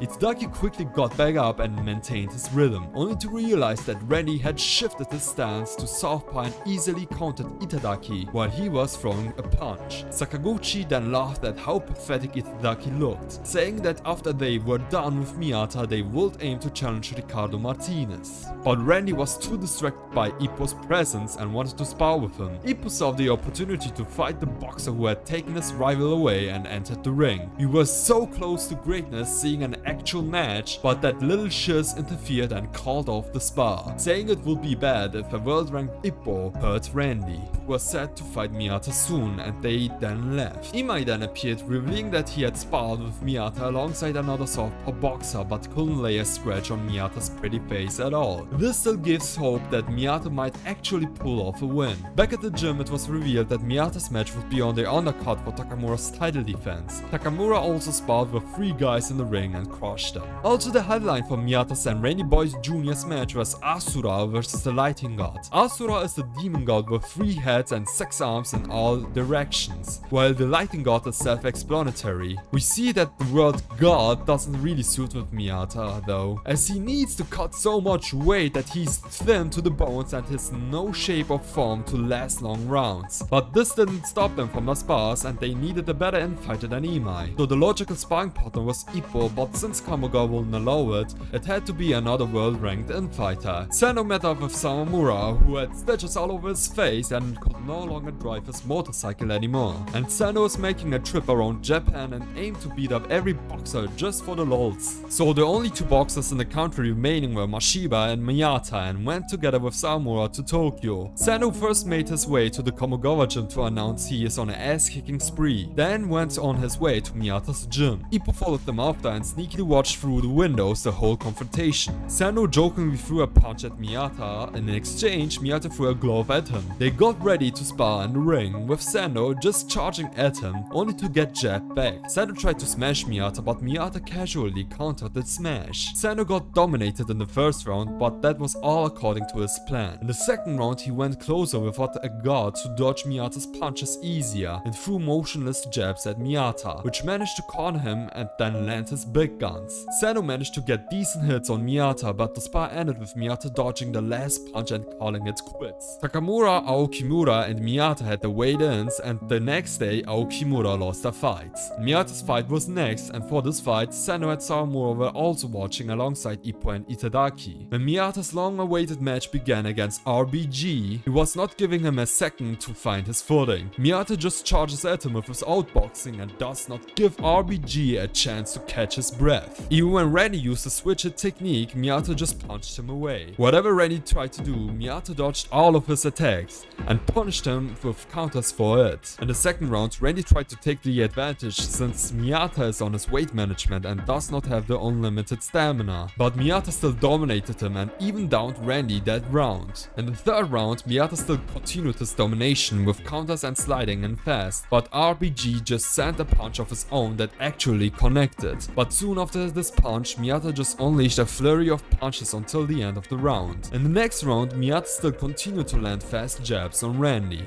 until Randy says that he has recovered and charges into Miyata's jabs and lands powerful lower body shots. This continued until the end of the round, with Miyata countering Randy and Randy landing liver blow until Miyata's rib cages began to break down. In the next round, Randy continued with this strategy and Miyata was just eating all these body shots until his rib cage was getting shattered. Miyata was still trying his best to dodge, which he was still able to do, so Randy went into his Asura mode where he had his eyes wide open and reacting to all counters. Miyata still tried his best, but all the damage piled up and he was going down on his own until the bell rang. When the next round began, Miyata tried to evade Randy, but Randy was not gonna let Miyata go anymore, and he was now the one dominating Miyata and blasted the poor boy until Miyata went down. Of course, Miyata got back up and was trying his best to not go down until the end of the round. In the last round, Miyata got hammered all the way and went down, doing several backflips. When he got back up, he was aiming for a perfect counter and delivered it, and now Randy went down. Of course, he got back up and refused to lose to somebody like Miyata, so Miyata decided to unleash the biggest ass pull in the entire series. Miyata developed a special counter that is faster than light and hit Randy Boy Jr. before sound erupted through the arena, a punch he calls red lighting, and ultimately wins the match. Ippo was mesmerized by the fight and ultimately felt happy for Miyata. Backstage, Randy Boy Jr. also accepted that he lost and was now relieved that he faced off against the son of the boxer his father died fighting, which yes, Randy Boy Jr.'s father died after Miyata Sr.'s fight. Right now he cut all ties with Sakaguchi. At last it was Takamura's match and of course he won easily via KO. On his way back he accidentally knocked out Sakaguchi too, which leads to the end of Miyata's story arc for the rest of the manga. The following day Ippo did his usual road work and ran into Kumi. They planned to meet up for Mashiba's comeback fight and had a conversation going until Ippo scared her and she fell onto a cardboard box. They had a massive stare down and almost smooch at the moment until the Kamogawa boys caught up to Ippo and Kumi slipped down the hill. Ippo felt like he achieved something and compared the situation to infighting with Ricardo Martinez, feeling very satisfied, while Kumi was just disappointed that they didn't kiss and got frustrated by the slightest mention of the word slip. On the day of Mashiba's comeback fight, Karasawa and Saeki were also there in the audience to watch Itadaki's match. Itadaki won via KO and next was Mashiba's comeback match for the OPBF Lightweight Championship. We see that Mashiba's co-workers came to support him and even created a fan club dedicated to him. Mashiba dominated the champion until the champ started blatantly cheating during the fight, which infuriated Mashiba and he almost cheated himself. But the crowd cheered for him so loudly that he subconsciously shifted his strategy, fought fairly and used the uppercut he developed to win the fight. The next day Ippo got news about the new champion he has to fight in the Pacific region. The next champion on the list was the Indonesian featherweight champion, who was practically unknown. The only information they had on him was that he only fought 3 matches and the video depicting an Indonesian island where Ippo's opponent briefly appeared. Then we get introduced to Wally, a boy who grew up with monkeys and adapted their way of living, possessing the mobility, agility and the instincts of a monkey. His trainer is also the same trainer who trained Hawk and was the soldier that raised Kamogawa's fist after his victory against Anderson, indicating his importance in the story. Before coming to Japan, they made a detour to New York for a spar against Volg, who was world ranked first in the junior lightweight division. During that spar, Wally gave Volg a real challenge, so much so that Volg and his coach needed to call Coach Kamogawa and Ippo to let them know that Wally is no joke and under no circumstances should he be allowed near the corner, as this is where he has the most freedom. On the day of the weigh-ins, it appeared that Wally was having the time of his life getting to meet Ippo, as according to him, Ippo will show him the greatness of boxing and how much fun it could be. It is evident that Wally does not take the sport that seriously and views it as a means to have fun.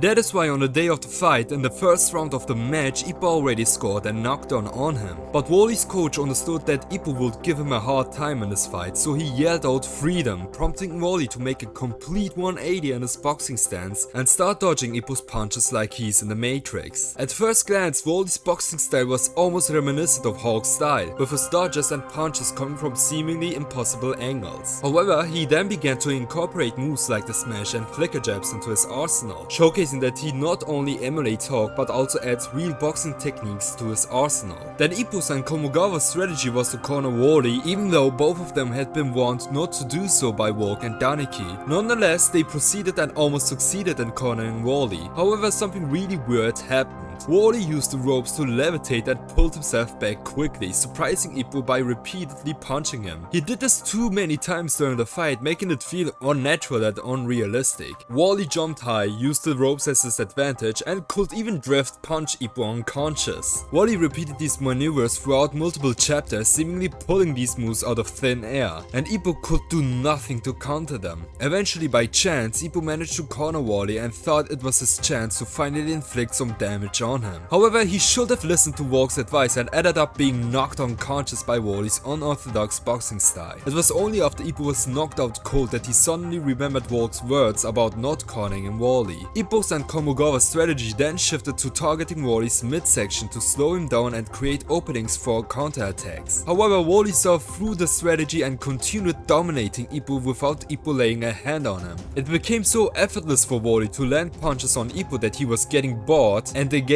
in a slugfest with him. In a moment of desperation, Ippo managed to land a slight blow on Wally, further enraging him. Although it seemed futile to inflict any damage at all, their next goal was to do whatever it took to make even the smallest impact on Wally's lower body. Wally anticipated their strategy and increased his speed, and on the process denies all laws of physics as he relentlessly pummeled Ippo. The situation grew increasingly dire for Ippo, who was on the verge of losing consciousness but continued enduring the punishment in a desperate attempt to win against Wally. It was getting so bad that Kamogawa almost threw in the towel, only to hesitate when he saw Ippo's determination to win. In the next round, Ippo realized he couldn't endure any more punishment and decided to unleash all his strength in the hopes of landing a lucky punch on Wally. Fortunately, the accumulated taps Ippo had delivered to Wally throughout the round started to take their toll, hindering Wally's footwork. This allowed Ippo to catch up to him and land some solid punches. As Wally struggled to maintain his composure against Ippo's overwhelming strength, he began to panic. However, when it came to exchanging blows, nobody could match Ippo's power, leaving Wally overwhelmed and ultimately saved by the bell. It became evident that Ippo had indeed made an impact on Wally's body, as his footwork was now completely compromised. In the final round, they continued to exchange blows until Wally found himself cornered and saw the opportunity to counter Ippo once again. Determined to finish the match, Ippo unleashed the Dempsey roll. Despite Wally's attempts to evade it, Ippo increased his speed to the maximum, preventing Wally from escaping, and delivered a powerful punch to immobilize him. In a last-ditch effort, Wally tried to counter Ippo, but failed and was knocked unconscious. Recognizing the severity of the situation, Wally's coach threw in the towel to prevent him from sustaining permanent damage, a decision Coach Kamogawa had hesitated to make. Ultimately, it was Ippo who collapsed at the end of the fight, while Wally walked away with his head held high, smiling at an unconscious Ippo. Coach Kamogawa and Miguel then met up again, and Miguel congratulated both of them by offering them some bananas. He was impressed by Ippo's determination to not give up and by his immense strength, but he also warned Kamogawa that this very determination and strength could be their ultimate downfall. He cautioned that they often rush headfirst into the fights without reconsidering their strategy or knowing when to give up. After this fight, we see Mari meeting up with Itagaki, and she drops something very interesting. She says that Ippo possesses things that Itagaki deeply desires: a girlfriend, power, and world ranking. Itagaki tries to play it off as something silly, but at the same evening, he has an inner crisis about people having expectations of him and wanting to reach Ippo's level. So he aimed to defeat Karasawa in the Class A tournament faster than it took Ippo to defeat him. The next fight was Itagaki vs Karasawa, and Itagaki tried to finish the fight as soon as possible. He was dominating throughout the first half of the first round until Karasawa shifted gears and managed to overwhelm Itagaki. In the second round, Itagaki was desperate to surpass Ippo, so he forced focused up and was moving in a little too fast. He threw endless jabs and went for a knockout, only to realize that Karasawa was already down. Not only had he won the fight, but he also defeated Karasawa faster than Ippo had. Ippo came backstage to congratulate Itagaki, who was sleeping on the bench, and then something very ominous happened.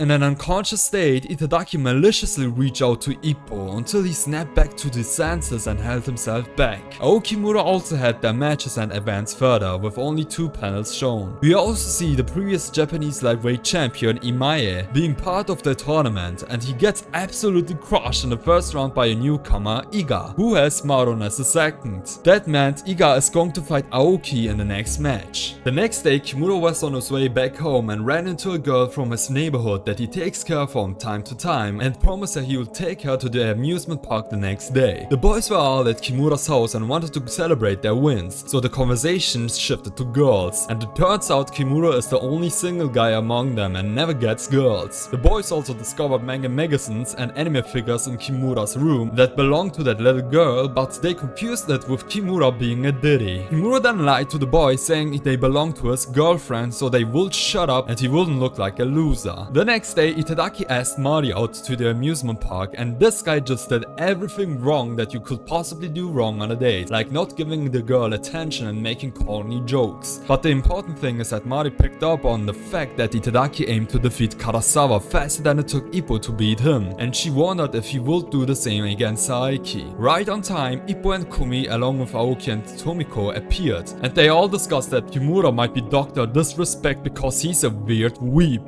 and they called him. To their surprise, right when Kimura picked up the phone, he appeared with the little girl and lied again, saying he was with his girlfriend. Aoki did the right thing and called the cops on his childhood friend for being a weirdo. Kimura was detained, but he explained he just wanted to get some cupcakes, so he was released. It's been a while since Ippo last defended his title, as everyone in Japan feared facing him in the ring. However, this time he received a challenge from the ranked lightweight boxer who fully believed that he could defeat Ippo for the Japanese championship. Hisato Kojima, a heavy puncher type that could easily knock out his opponents in one punch. Still, he had a severe drawback in his boxing style that was holding him back, and that was his speed. During a sparring session against Miyata noted that he couldn't possibly win against Ippo since he wasn't qualified enough to defeat a world-ranked monster like Ippo. Kojima laughed at Miyata for his foolish comments and claimed that he knew Ippo's biggest weakness, a secret known only to him. He asserted that he was the only one capable of exploiting this weakness to defeat Ippo. Later on, when Ippo and the Kamogawa boys attended a random boxing match, they randomly ran into Kojima, who was cheering for one of his kohais. Ippo introduced himself and wished him good luck for their upcoming fight. However, for absolutely no reason, Kojima started talking trash about Ippo's previous opponents, such as Sendo and Sawamura, 2 of Ippo's most formidable opponents. He claimed that they were nothing but jobbers, weak enough for Ippo to beat.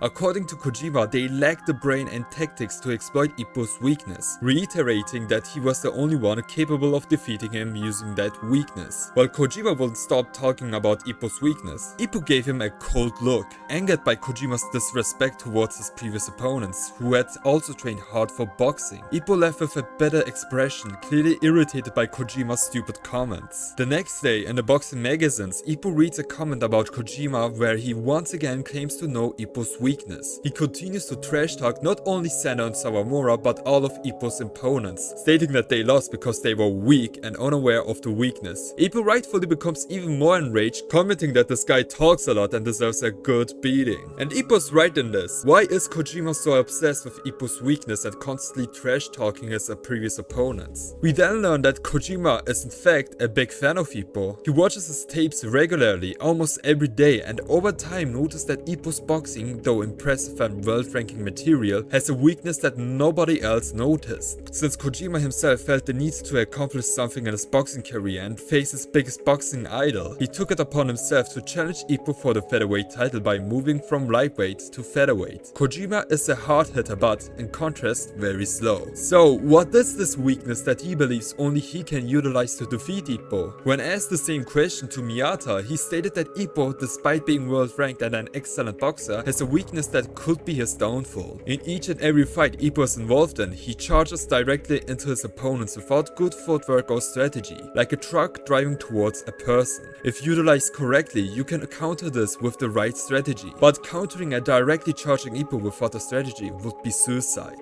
That is what Kojima is aiming for. Since he possesses a powerful right hook, he believes that with Ippo charging right into him, he can counter him with a punch he claims to be equal to a 2-ton collision. But why does he continuously trash talk Ippo's previous opponents? On the day of the weigh-ins, we see Ippo in his best form due to his training in preparation for this title fight. Then we see Kojima almost dry up to the bones since he had to drop 2 weight classes. When asked about their upcoming fight, Ippo initially did not want to give a comment about it. However, Kojima, as always, began to talk shit about Ippo's previous opponents again. When he saw that it was not working as it used to, he began to talk trash about Coach Kamogawa instead, saying that whoever trained Ippo is doing a horrendous job and is the reason for Ippo's weakness. Ippo could no longer hold back and was visibly pissed. He warned Kojima about what is about to come in a fight tomorrow. On the day of the fight, Ippo initially seemed calm and relaxed, even though he was visibly annoyed every time he heard Kojima's trash talk. However, when it was time for him to go out and defend his title, he turned cold again, stating that he wouldn't take long for him to finish the fight. On the other side, we see that Kojima felt guilty deep down for always harassing Ippo with his stupid comments. He wanted Ippo to take him seriously during their build-up by angering him and training intensely, so Ippo would be in his best shape. And it worked. Ippo took it upon himself and trained for this match unlike all of his other matches. What Kojima did not expect was for Ippo to take it personally and enter that match full of rage, wanting to unleash all of his anger on Kojima. Takamura noticed that Ippo was looking to brawl with Kojima and abandon his usual boxing style, so he told Itagaki that he should warn Ippo to cool off and treat his fight like a boxing match. Instead of delivering this message to Ippo, Itagaki kept it for himself, wanting to see Ippo go all out in a fight for once. He always wondered what the serious Ippo would look like in the ring. So when the bell rang, both fighters were ready to beat each other up. But for a solid 1 minute and 3 real chapters, they both stood there looking at each other.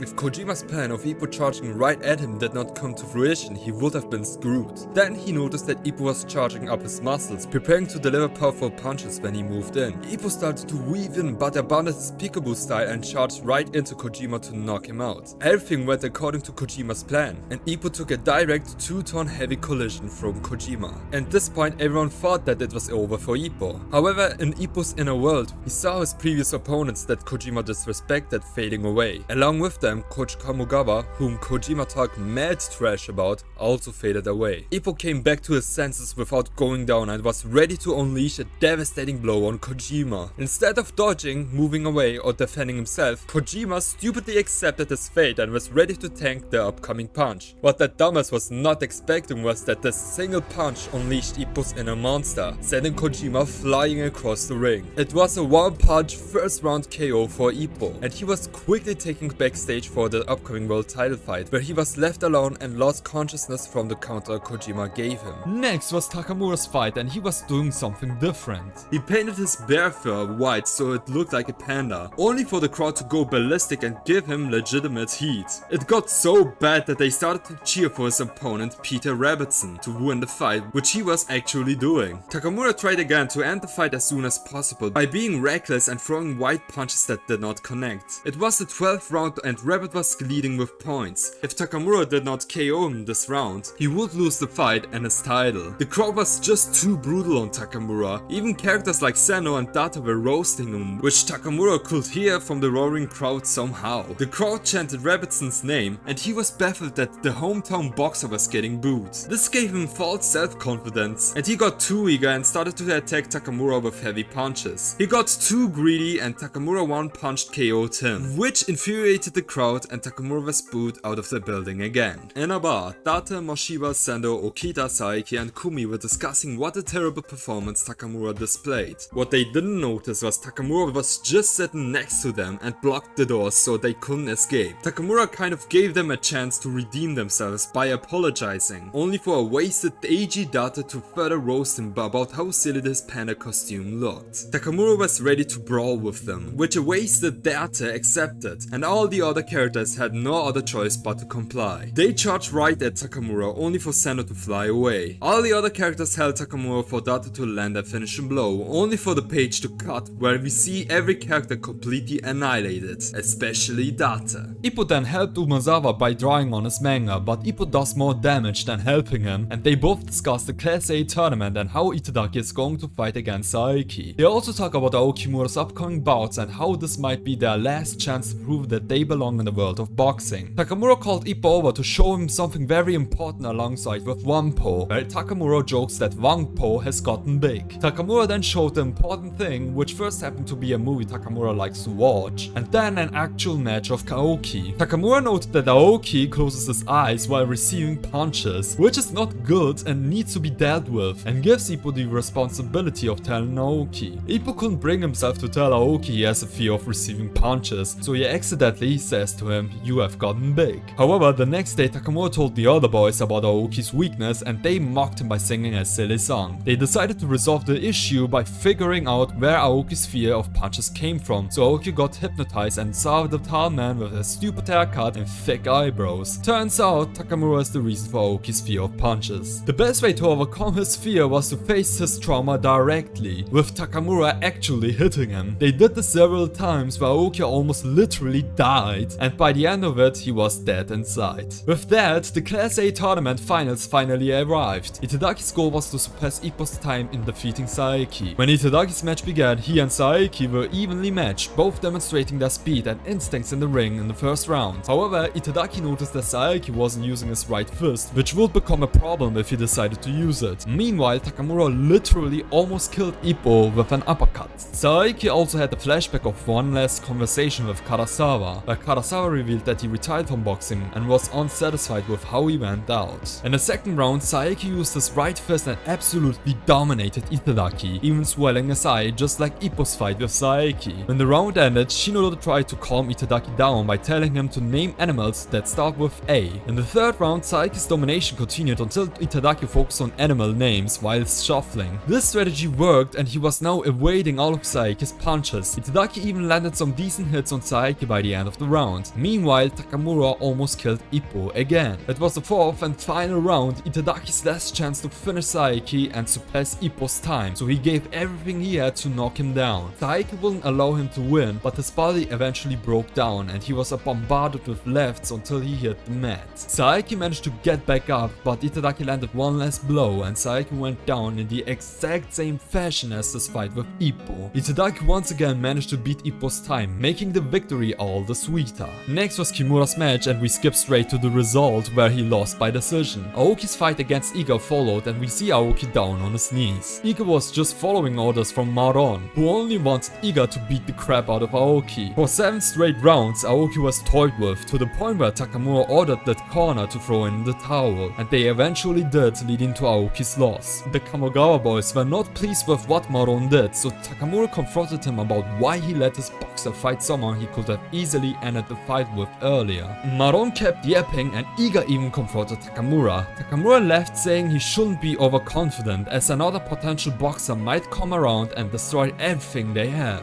Aoki got hospitalized and Takamura accidentally threw him out of the window. The boys wanted to visit Aoki to determine if Aokimura still wanted to continue to box. They entered the room and saw something they did not want to see: Aoki and Tomiko together. Kimura asked Aoki if he wanted to continue, to which Aoki replied that if Kimura continues, he will continue as well. Aoki also revealed that he now has a goal to exterminate Iga, since he never had the rival to look up before, and this finally motivated him to improve. Then we get a cut to Takamura, who had an inner monologue where he thought that it would be best if Aokimura retired, as they have hit their ceilings and are only holding Ippo, Itadaki and himself back. However, when they returned to the gym, he saw Aokimura again. To make sure nothing bad happens to them, he gave Aoki his blessings by pulling down his pants and giving him something definitely small. The Itagaki family went out to eat with Itadaki's prize money and ended up in Saeki's shop. There, Itadaki and Saeki made up and Saeki revealed that he is now retired. He even had an inner monologue where he expressed his hope to see Itadaki battling with Ippo in the near future.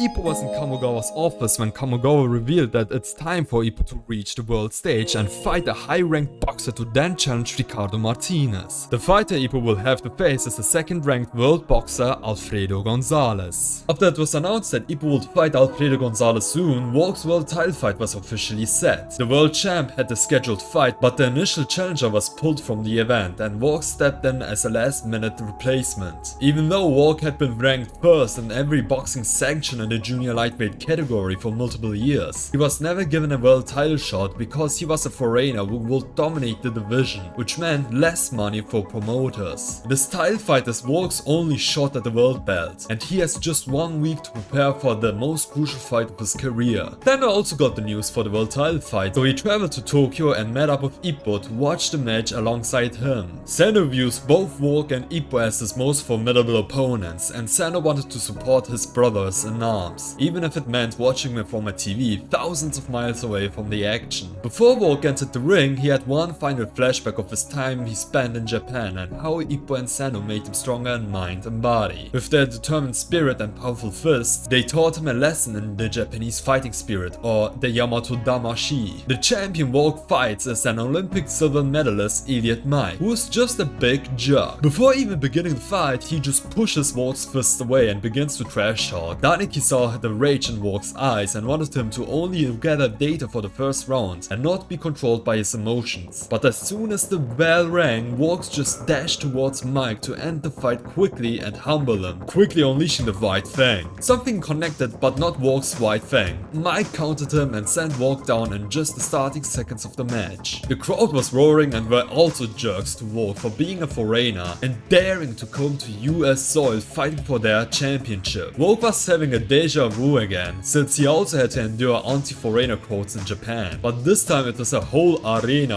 of them just wanting to see him completely out cold, while Volg's only supporters were his corner and 2 Japanese fans cheering for him miles away. The champion wastes no time and wants to finish Volg off when he already was weak. Volg is still trying his best to fight back, but that knockdown earlier got him weak, and he was getting mauled right now. He even tried to use the White Fang again, but Mike just deflected him and was being a jerk again, saying too bad. Just when the ref was about to step in and end the match, Volg managed to find an opening and lightly tap Mike, which then ended the first round. Mike is still a jerk and says, "Is this all Volg's got?" He even questioned the ref on why he did not end the fight earlier, to which the ref just suspiciously says that the crowd likes a good KO. Even his coach said that he should just not worry about it. In Volg's corner, he was keeping it cool and mentioned he had it way rougher against Sendo and Ippo and that he could endure these fists with ease. When the second round began, Mike just charges in and says again, "Too bad." That jerk wants to finish Volg off now, but Volg unleashes a secret weapon and jabs Mike from unusual angles that are impossible to predict. It is the Heian that Daniki taught him, and this is the very first time Volg is using it in a match to keep the element of surprise in case he had to use it against the world champion. Volg survived the second round thanks to the Heian, but in exchange, Mike has memorized which angles the Heian is hitting from. Now Volg and Mike are in a psychological warfare over how the fight will go on. Both men try to outplay each other by predicting where the punches will come from and whether a punch is going to be a feint or real. They are practically playing 4D chess with one another, which honestly is so refreshing after watching countless matches where strategy doesn't even come close, and both boxers just engage in a mud fight like cavemen. Ippo and Sendo even admitted they would have been cooked if they were in Volg's shoes, since both are not technicians but sluggers. The crowd is even quiet now since the thrill of who will connect first is getting to them, but at least one guy in the crowd is amused by this fight. It's Golden Boy David Eagle. The round ends and the jerky Mike is now smirking since he's enjoying himself. Eagle recounts the time when they were in the Olympics where Mike was whining that he lost the gold medal because he had to fight a guy he wasn't expecting and had no strategy against. Mike enjoys using psychological tactics to win his fights, and before even becoming a world champion he looked up to Volg and his skills, hoping that Volg would become a world champion so he could challenge him. But time moved on and Mike became a world champion before Volg did, since Volg isn't popular as a foreigner. Since then, Mike has analyzed Volg from toe to his head in his fights. He therefore had all the time in the world to prepare against Volg, while Volg had only 1 week of preparation. Mike said the fight was in his favor and that he's going to win it. Volg knew he would lose, but also had one strategy up his sleeve that he cooked up with Daniki. Volg got close into an infight and was aiming for Mike's liver while also receiving most of the damage from Mike's fists. It was a calculated strategy. Mike would think Volg was only aiming for his midsection, while Volg was getting his R kick for a full round straight, totally out of gas by the end of it. But Volg still had the Japanese fighting spirit within him and looked to end the fight in the next round. Volg took one big breath and threw an uppercut instead of a body blow. Mike knew something was fishy, looked to his left and saw another fist coming. It looked like it hit him, but Mike used dodge, which is highly effective. Mike was now reorganizing scrutinizing Volg's insides, since Volg was keeping his head safe, because he knew if Mike hit him it was good night for Volg. So he was keeping his head low while Volg was just punching the living crap out of Volg's kidneys, where you just knew he would be pissing blood the next day. Volg had a flashback and recalled that compared to Ippo's fist, this was nothing, and he was now going for the final attack. Mike knew something big was coming and blocked himself to the fullest capacity, but he definitely wasn't expecting the fist to just slip through his guard and hit him. However, that jerk somehow stopped it at the last second and said again, too bad. Well, too bad for Mike, it was just a sacrificial punch for Volg to hit the white fang from a blind spot. Mike's stupid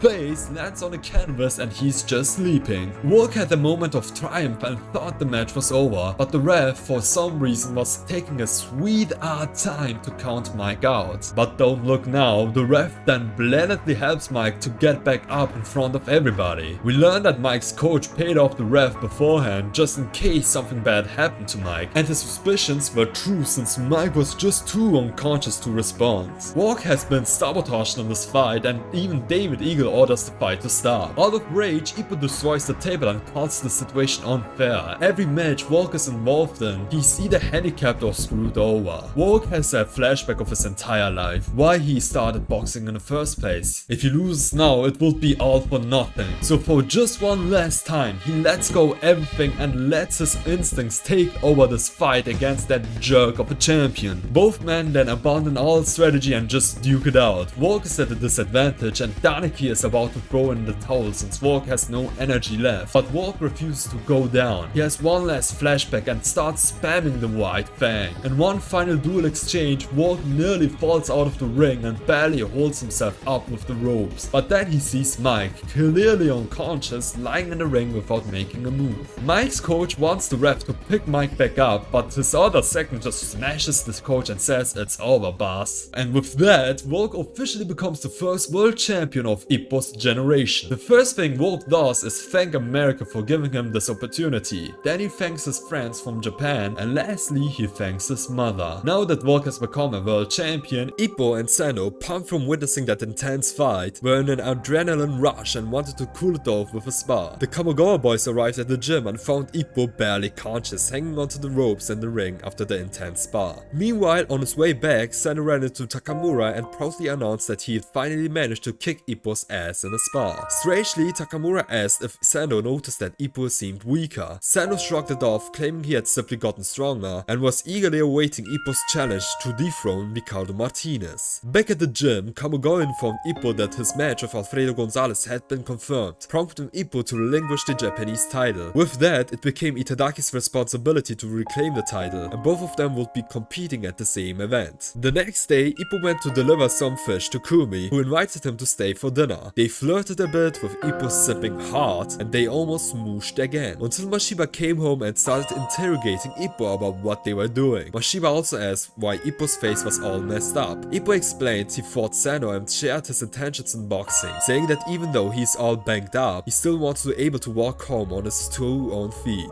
Mashiba, unimpressed, called out Ippo's lackluster mindset towards challenging the world, stating that he too thought Ippo had gotten weaker. It was also revealed that Itagaki will face Imai again for the title, whom he previously defeated and has now become a bit smug. After almost 700 chapters, we finally see Ricardo Martinez again, who is on a phone call with Gonzalez. In their conversation, it's revealed that Gonzalez has only lost twice in his boxing career, both times to Ricardo, and he wants another rematch after he defeats Ippo. Martinez initially doesn't remember who Ippo is until his coach reminds him that he is the Japanese champion who uses the peekaboo technique. Ricardo's face then lights up as he tells his coach he wishes he would mention that earlier so he could warn Gonzalez about Ippo's strength. We learn that Gonzalez grew up in the streets and admired Ricardo's matches, especially since Ricardo would give free tickets to kids to watch. During Ricardo's fight against Date, he delivered a speech that inspired Alfredo to become a boxer, emphasizing the importance of machismo. AG Date reviewed Gonzalez's fights and noted that Gonzalez is nearly a copy of Ricardo Martinez, though he also senses a deep, aggressive side that Alfredo tries to hide. Ippo goes through one last final training montage before his fight with Gonzalez. All that is left is the battle itself. Alfredo lands in Japan and has been sparring with other featherweights. Imai in particular caught his attention, but thankfully that spar didn't happen. It would have been a brutal massacre for Imai. At the weigh-ins, Ippo and Alfredo finally come face to face, when asked how they felt about their upcoming match. Ippo gave a generic answer, while Alfredo answered from Ricardo's point of view, stating that he didn't expect much of Ippo. In the hall, Ippo wished Itagaki the best of luck before Itagaki entered the ring, where he was introduced with his nickname Kronos, the god of time. Imai also entered the ring, and the fight was set to begin. When the bell rang, Imai charged at Itagaki, who entered the Matrix to slow things down and tried to push Imai back. But Imai landed a gut punch and followed with a left hook, sending Itagaki down. Imai had prepared extensively for this rematch ever since his loss against Itagaki, studying every one of Itadaki's fights and memorizing his movements. He knew about Itadaki's ability to slow down time ever since the first fight where Itagaki unleashed the potential. And now, Imai took it upon himself to finally unseal the potential he unleashed from Itagaki. Both fighters exchanged blows and Imai managed to disrupt Itadaki's footwork. Imai threw another punch, and as Itagaki attempted to counter, it was clear his punch was now going too slow. Imai landed a decisive blow, knocking Itagaki out cold, and the match ended with Imai becoming the new featherweight champion. A devastated Itagaki congratulated Imai and then backstage broke down in frustration over losing and not fulfilling the promise he made with Ippo. And that's pretty much the last time Itagaki holds any real relevance in the story. He will be barely important to the story ever again from now on. Ippo witnessed the whole fight and was now the event's last hope to make an impact for the Kamogawa gym. Ippo and Kamogawa had one final conversation to beat Gonzalez and then challenge Ricardo Martinez, while Gonzalez saw Ippo as just a stepping stone to fight Ricardo himself. Gonzalez even has the nickname Meltzli, meaning the Mexican Reaper. Both of them stood in the ring and the fight began. Ippo tried to move in, but predictably first had to get used to Gonzalez's long jabs, which he specifically trained for, since in Hajime no Ippo lore, Mexicans have these genetically coded jabs. Ippo got used to Alfredo's style and got into his reach, but failed to make a punch connect as Gonzalez deflected every blow, though he was still cautious about Ippo's monstrous strength. Alfredo got serious and sped up his jabs, landing some damage on Ippo. However, it took more than jabs to take Ippo down. Ippo ate the incoming jabs and pushed through them to deliver a liver blow, which Alfredo also managed to block. The second round began and both men continued with the same strategy. However, Miyata noted that Alfredo hadn't used his right fist even once and seemed to be waiting for the perfect opportunity to strike Ippo. Ippo managed to get in, where Alfredo baited him and finally used his right, landing it on Ippo, who absorbed it with his forehead. Ippo fell for the same pattern again and received another blow to the forehead, but this time he moved forward and delivered a successful liver blow of his own. Now it was an all-out infight, with Gonzalez aiming for Ippo's head while Ippo targeted Gonzalez's midsection until the end of the round. The third round began and both men increased their speed. Ippo used the same strategy to eat the jabs to get close to Gonzalez, but Gonzalez pulled a devastating left hook that sent Ippo crashing to the mat. This is the first time since Ippo's fight with Sanada that he went down. Ippo barely got back up to continue the fight and the round ended.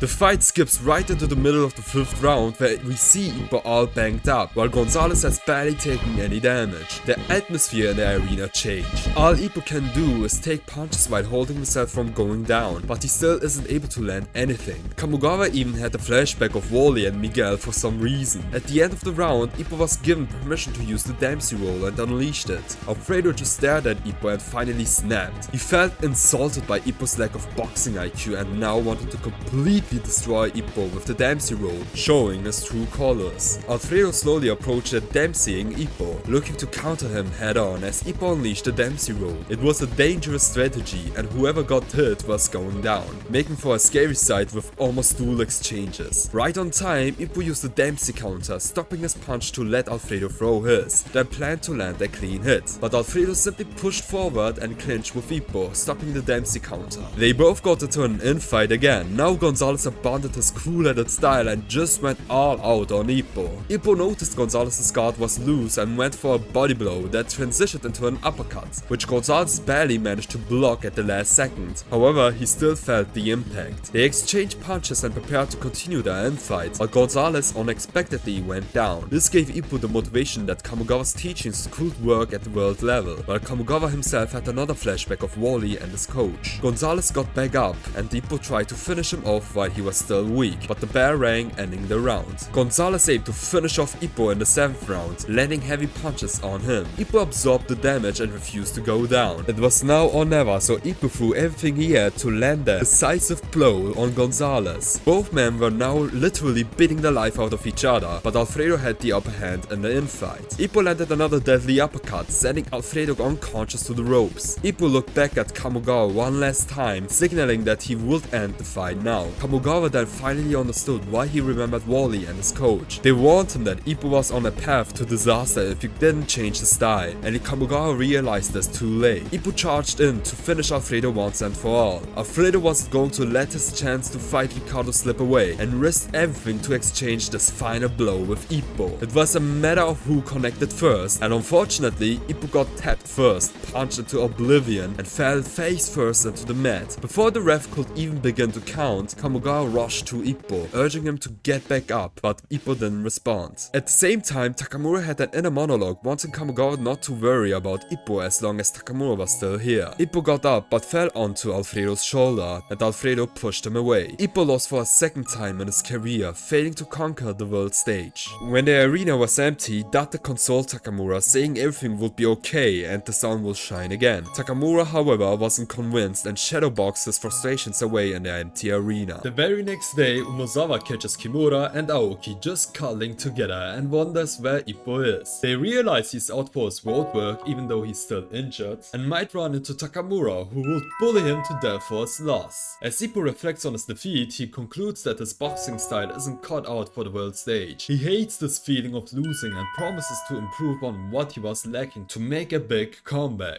Just then, Takamura appears, but contrary to what the Kamogawa boys expected, he doesn't mind Ippo's loss at all. He just acts like nothing happened. He even cracks a very Takamura-like joke that I unfortunately can't show on YouTube, but you can read for yourself. Kumi shows up to console Ippo and said that Mashiba misled her to believe that Ippo won, where he said that this fight had Ippo's best KO. When Kumi and Ippo finally get some time alone, she gets straight to the point. Why doesn't he just quit boxing? Ippo insists that he can't quit now, not while so many people are counting on him to improve and make an impact. But Kumi challenges his way of thinking, asking why he has to break his body just because people have expectations of him. Ippo has no real answer but promises her that if he loses again, he will retire for good. Later, Ippo meets up with Umezawa to take his mind off the loss, but Umezawa notices something concerning. Ippo can't even draw a straight line. Realizing just how badly Ippo needs to rest, he urges him to go home. We then see just how worried Umezawa is about Ippo's well-being. Time passes, Ippo heals up, and he returns to the gym, where Kamogawa is waiting to confront Ippo about his loss. Ippo just says he didn't give his best and promises that next time he won't disappoint Kamogawa. However, Ippo's story takes a backseat for a moment as the Kamogawa gym has some big news. It was revealed that Takamura would have another world title fight, but this time instead of moving up another weight class, it would be a title unification bout for the middleweight championship. On the undercard, Sendo and Mashiba would have their fights, as all the other Kamogawa boys had lost recently, which amused Takamura to the point that he became a complete goddamn degenerate. If that wasn't enough, he even went up to Aoki, gave him some cake, then hit him with a twerk until Aoki completely lost it.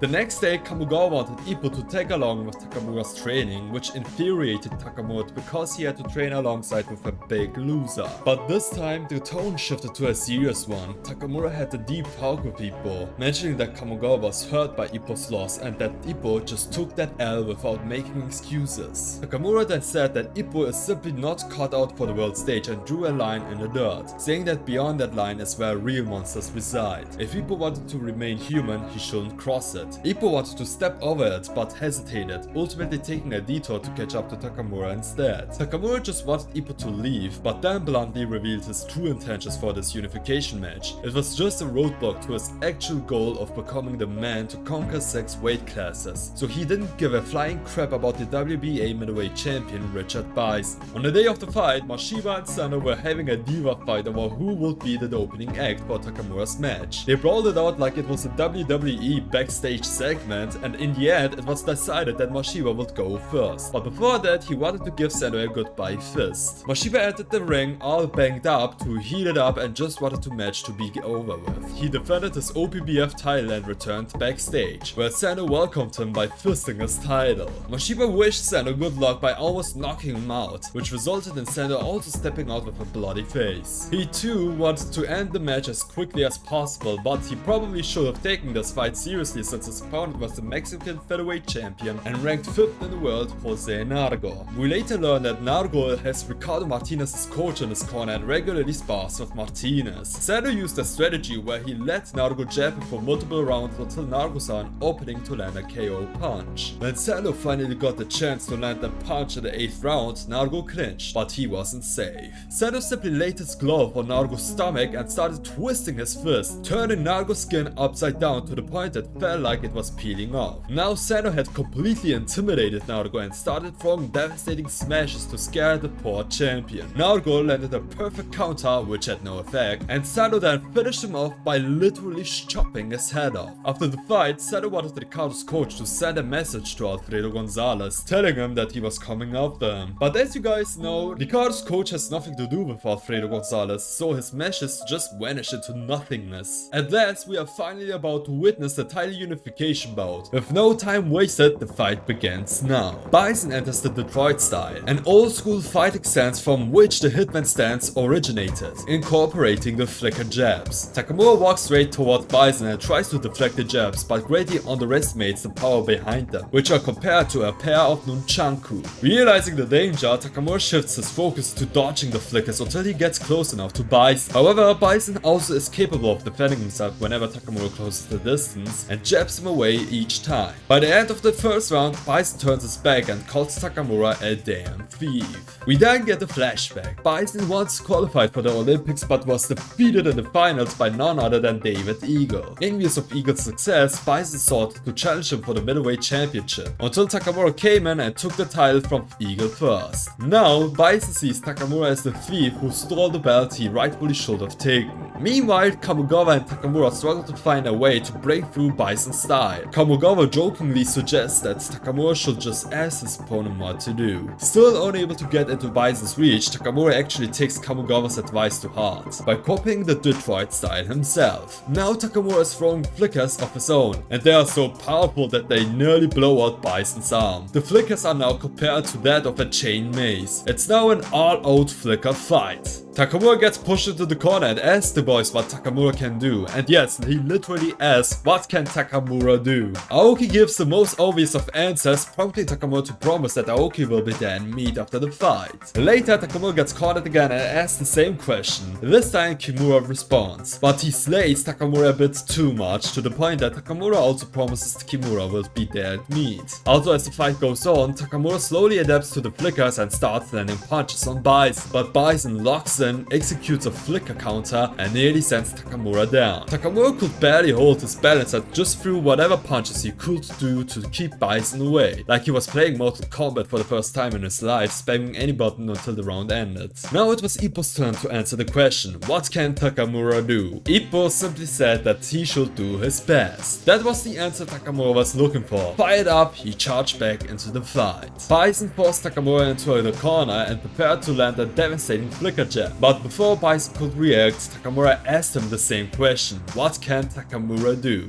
And before Bison knew it, Takamura used the exact flicker counter Bison had used earlier, landing a brutal counter of his own and sending Bison crashing to the mat. The round ended and Bison was furious. In the next round, both men abandoned the Detroit style entirely, going all in on a full-blown infight. By the end of the exchange, Bison landed a chopping right while Takamura landed a crushing uppercut. Big man Takamura congratulated Bison and gave him 100 points for his performance. Unfortunately for Bison, Takamura is the million-point man. The next round began and Bison, now desperate, threw everything he had to land a hit. When he realized Takamura was about to finish the fight, he had no choice but to send a left hook, a punch any other boxer would have seen coming and dodged, but for some reason Takamura didn't dodge it. The hook blasted Takamura unconscious, but he still didn't go down. He tried to fight back, but Bison caught him with another hook. Even Kamogawa started to wonder, is Takamura blind from the right eye? But that wasn't the only concern. Takamura also had a messed up right foot, visibly struggling to move. When he got into his corner, Kamogawa tested whether Takamura was blind and Takamura passed the test, but his right leg was legitimately wrecked. The corner tried their best to patch it up, but when the fight resumed, Takamura had to drag his leg to just stand. Bison wasted no time. He charged straight at Takamura, ruthlessly exploiting his weakness. Takamura tried to hold his ground, but Bison overwhelmed him, pushing him into a corner where there was no escape. game. In the corner, Bison just spammed everything. Counters, straights, hooks, anything to finally send Takamura down, while Takamura desperately searched for an opening to keep Bison away. The boys cheered their hearts out for Takamura to stay on his feet, but their voices were all for nothing. Takamura's eardrum was busted. He couldn't hear a damn thing. He glanced at Kamogawa and saw the same expression Kamogawa had when Ippo lost to Alfredo Gonzalez. Takamura refused to burn Kamogawa the way Ippo did. He promised himself he wouldn't go down, no matter what Bison threw at him, because if he hit the canvas, the referee would stop the match on sight just from the state of his face alone. Kamogawa, unable to bear watching his boxer get brutalized any longer, decided to throw in the towel. But at the last second, Aokimura caught it. In a last-ditch effort, everyone in the arena roared for Takamura to hold on. At the moment, a flashback from 1,000 chapters ago hit him, when he first taught Ippo the importance of the toe in boxing. Takamura shifted all his weight onto a single toe on his left foot, and finally deflected Bison's left hook. Bison, undeterred, threw a right hook. Takamura responded with a right hook of his own. The sheer force split his toenail, but the punch connected. Bison's stupid face slid down the corner of the ring, but Bison was still conscious and wanted to end the match right there. Takamura obliged. One last time, he put all his weight into his destroyed toe, his toenail shattering completely, and landed the decisive hook that sent Bison crashing to the mat, ending the match. With this victory, Takamura claimed the WBA world title, officially earning his third world championship. Of course, his ego skyrocketed from the win, and he just had to trash talk to the audience. Predictably, they pelted him with garbage, and he was escorted out of the building yet again. Takamura was bombarded by journalists and revealed that he would be awarded the People's Honor Award. Aoki even accidentally snatched part of Takamura's statue, but Takamura was cool with it. He had to protect his honor after all. He then crawled up to Ippo, cursed him for being big, and unfortunately for him, the media caught Takamura's degenerate behavior. As a result, his People's Honor Award got rejected. The boys celebrated Takamura's win with a parade, which nobody cared about. To get some attention, Aoki pulled out the Brockleman suit, and to everyone's shock, it actually worked. Takamura, jealous of Aoki's unexpected success, kicked him out of the moving car. Ippo, who was driving, then completely abandoned the car to help Aoki, which resulted in the car crashing. Meanwhile, Miyata had another title defense. Sendo wanted to watch it to confirm something, so he and Ippo attended. Miyata easily won, and afterwards, Sendo confronted him backstage. Sendo told him to move on from Ippo, saying it wouldn't be worth his time anymore. He also revealed his own goal, to go to Mexico and challenge Alfredo Gonzalez and Ricardo Martinez. Outside the venue, Ippo ran into Sendo's old teacher and they all met up. Sendo had a request for his teacher, but first he wanted Ippo to punch him. Ippo obliged, and after feeling the punch, Sendo turned to his teacher and told her to come live in his home. But don't get the wrong idea, you silly. He meant that while he was in Mexico, he needed someone to look after his granny. The next day, Ippo was weaving like usual during training, but instead of throwing a vertical punch, he accidentally threw an uppercut, which felt completely different. Back at the gym, he saw Fuji holding mitts for Aoki. Fuji then wanted to test how hard Ippo punched. When Ippo hit the mitts, he sent them flying. After looking at Ippo's fist, Fuji came to the conclusion. Ippo had brick hands made to KO people, while Aoki's hands were built like tennis balls. Shinoda appeared and we got a flashback. Back when Fuji and Shinoda qualified as pros, Fuji lost to Shinoda and told him to carry the torch for his career. But the funny thing is that Shinoda lost his pro debut and retired, because his fists were also built like tennis balls. Later, Ippo attempted his new horizontal uppercut Dempsey roll combo and nearly tore up his leg muscles. He decided to max out his leg training before attempting it again. Ippo wanted to try the new Dempsey roll on a spar against Aoki, but he got dropped immediately. The Kamogawa boys had matches coming up, so they moved on. Kimura fought first. It looked like he was dominating, but as the rounds went on, he gassed out and the fight ended in a draw. Aoki fought next, got a point deduction, almost lost, and then pulled out the look away to snatch a win. Finally, it was Iga's lightweight title fight. He won, which fueled Aoki's determination to beat him. Back at the gym, Ippo was sparring with another boxer. He wanted to unleash the newest version of the Dempsey roll again, but this time the Dempsey looked and felt entirely different. Ippo now leaned lower to hit uppercuts after horizontally moving in and was dominating until he lost his footing and hit the empty space. Everyone at the Kamugawa gym was shocked by this, but Kamugawa was anticipating Ippo to level up the Dempsey roll ever since Ippo's fight with Jimmy Sisfa, where Ippo used the Dempsey uppercut combo to finish off Jimmy. Ever since then, Kamugawa had planted the seeds for Ippo to evolve, and now Ippo was almost there to perfect the Dempsey roll without any setbacks. Yagi went on and said that this would be the key for Ippo to make an impactful comeback to boxing. Takamura, however, seemed cold and said that who gives a shiz about Ippo. Putting stocks on him will only lead to failure and more disappointment, so they should only focus on Takamura and Takamura alone, since he is the sole boxer that actually accomplishes something in the gym. If you're wondering why Takamura gives off this cold answer, it is because he believes that Ippo is not made to box on the world stage. He may have the skills and discipline of a high-ranked boxer, but Ippo lacks the hunger, mindset and will to become a world champion, since the world stage is where real monsters reside and lose part of their humanity.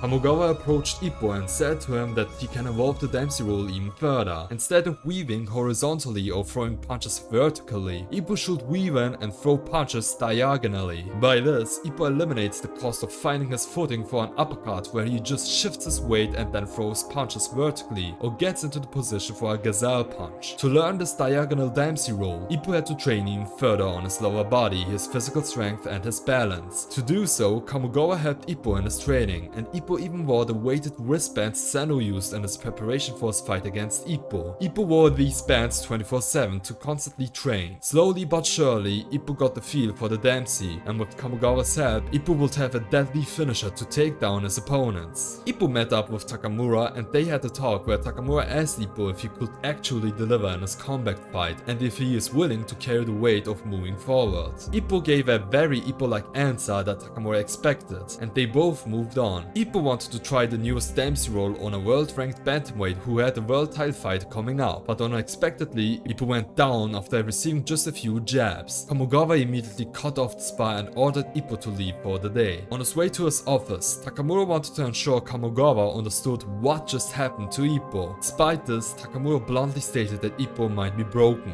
meaning punch drunk, or in normal terms, have brain damage. That day, Ippo reflected on his growth and how he wanted to show everyone the new Dempsey roll, but he also realized something was wrong with his body, even though he didn't want to accept it. Ippo was then invited back to the gym where his only task was to draw a straight line. Ippo, too nervous, couldn't do it. Kamugawa then ordered Ippo to leave the gym for an entire month and not train. Though Ippo didn't come to the gym, he secretly continued to train to avoid losing any momentum on his growth. 1 month has passed and Ippo returned to the gym better than ever. He underwent several tests to determine if he was healthy enough to compete again. First, Ippo had to draw a straight line, then walk along without faltering, and finally he had to mid-train with Kamugawa. Ippo passed all tests and was officially accepted back to the gym. Just in time, another one of Takamura's title defenses was scheduled, with Ippo set to fight on the same event. Takamura, frustrated about having to defend his title again despite wanting to move up to the next weight division, was confronted by Ippo, who asked if he ever felt lonely dedicating his entire life to boxing. Takamura responded with insight into the life of a world champion, explaining that everyone starts at the bottom as a nobody and must climb their way up by eliminating the competition to stand alone at the top. He added that this isn't a pathetic form of loneliness but an extraordinary feat, striving higher than the rest and continuing to move up. Ippo's comeback fight was set. At first, no mid-ranked world boxer wanted to face him except for the new Philippine featherweight champion who had recently defeated Malcolm Gedo. Antonio Guevara, a southpaw, presented a style that Ippo wasn't prepared to fight against. Still, Ippo promised to give his best. Miyata, Mashiba and Sendo attended Ippo's comeback fight, eager to witness the rumored new Dempsey roll and see if Guevara would be his first victim. As soon as the match began, Ippo, determined to showcase his evolution, wasted no time and charged in. Caught off guard, Guevara was hit with a devastating punch that set him into the ropes before he fell face first to the mat within the opening seconds. Not letting up, Ippo charged at Guevara again, positioning himself to unleash the diagonal Dempsey roll. He threw a left uppercut followed by a left hook from the unconventional angles, then transitioned into a right uppercut and a right hook. However, Guevara slipped and fell to the mat again, which the referee ruled as a slip. Not letting go of his momentum, Ippo bulldozed forward, but Guevara clung to him in a desperate attempt to stall time by throwing both of them to the mat. However, Ippo's brickhouse-like build made it impossible to botch him. Taking advantage of the situation, Ippo delivered a brutal short-range liver blows to Guevara. At the end of the round, Ippo had an inner monologue expressing expressing his gratitude to Coach Kamugawa and evolving to showcase the full potential of the diagonal Dempsey roll in this fight. In the following round, Guevara started adapting to Ippo's rhythm and landed some solid jabs. Still, when Ippo got too close, Guevara shoved him away out of fear. Frustrated, Ippo regrouped and pressed forward, initiating the Dempsey momentum. He threw punches that Guevara managed to block before missing several strikes due to Guevara's southpaw stance, which disrupted Ippo's approach. Guevara capitalized by jabbing Ippo away. Refusing to lose his chance, Ippo mixed in jabs and feints to break through Guevara's defense. Gathering the full strength, he aimed to finish Guevara. Ippo prepared to follow up with a diagonal Dempsey roll, but then realized that Guevara was already down to the mat. In the next round, Ippo promised himself he would deliver a knockout to Guevara and finish the fight. However, Guevara managed to land decent combos, and during an exchange, Ippo accidentally crossed legs with Guevara and slipped. Trying to close in again, Ippo slipped a second time, and this time it was ruled as a down. Doubt started creeping into Ippo's mind, and he questioned what was happening to his body. Desperation took over as he threw punches that failed to connect and was caught by a sharp counter. The round ended with Kamugawa scolding Ippo for his terrible performance. Determined to push forward, Ippo went back into the fight. He realized that Guevara was aiming for counters, but when he tried to dodge it, he failed and went crashing headfirst into the mat and went unconscious. It became alarmingly clear that something was wrong. Ippo was making basic mistakes and could have easily won the fight if he had been in his usual form. Kamugawa then began to piecing it together. Flashes of Ippo's struggles after the Gonzalez fight, memories of Nekota's punch-drunk condition, and Wally's trainer warning about heading for disaster. The final realization came when Ippo attempted the Dempsey roll again, but suddenly lost all his power and collapsed. At the moment, Kamugawa understood that Ippo's body had broken down. Despite this, Ippo got back up and continued. Summoning his remaining strength, Ippo landed a devastating one-shot counter on Guevara, sending him to the mat unconscious. With the fight nearing its climax, both men were on their last legs. Ippo unleashed the brutal combos on Guevara, managing to knock him down again. Now it was all or nothing. If either fighter went down this round, the match would be decided. Before going for the finishing blow, Ippo glanced at Kamugawa one last time. In his inner monologue, he apologized. He had known something was wrong with his body ever since his Gonzalez fight. Still, he gave everything he had to master the diagonal Dempsey roll for this final bout to show his gratitude to Kamugawa. Together, they had created this killer move, and Ippo wanted to end his career by showcasing it. Guevara, refusing to lose, prepared for an counter. Unfortunately for Ippo, Guevara was faster and landed the decisive blow first. Dramatically, Ippo fell to the mat and the fight was over. This marked the end of Ippo's boxing career as he officially retired from the sport.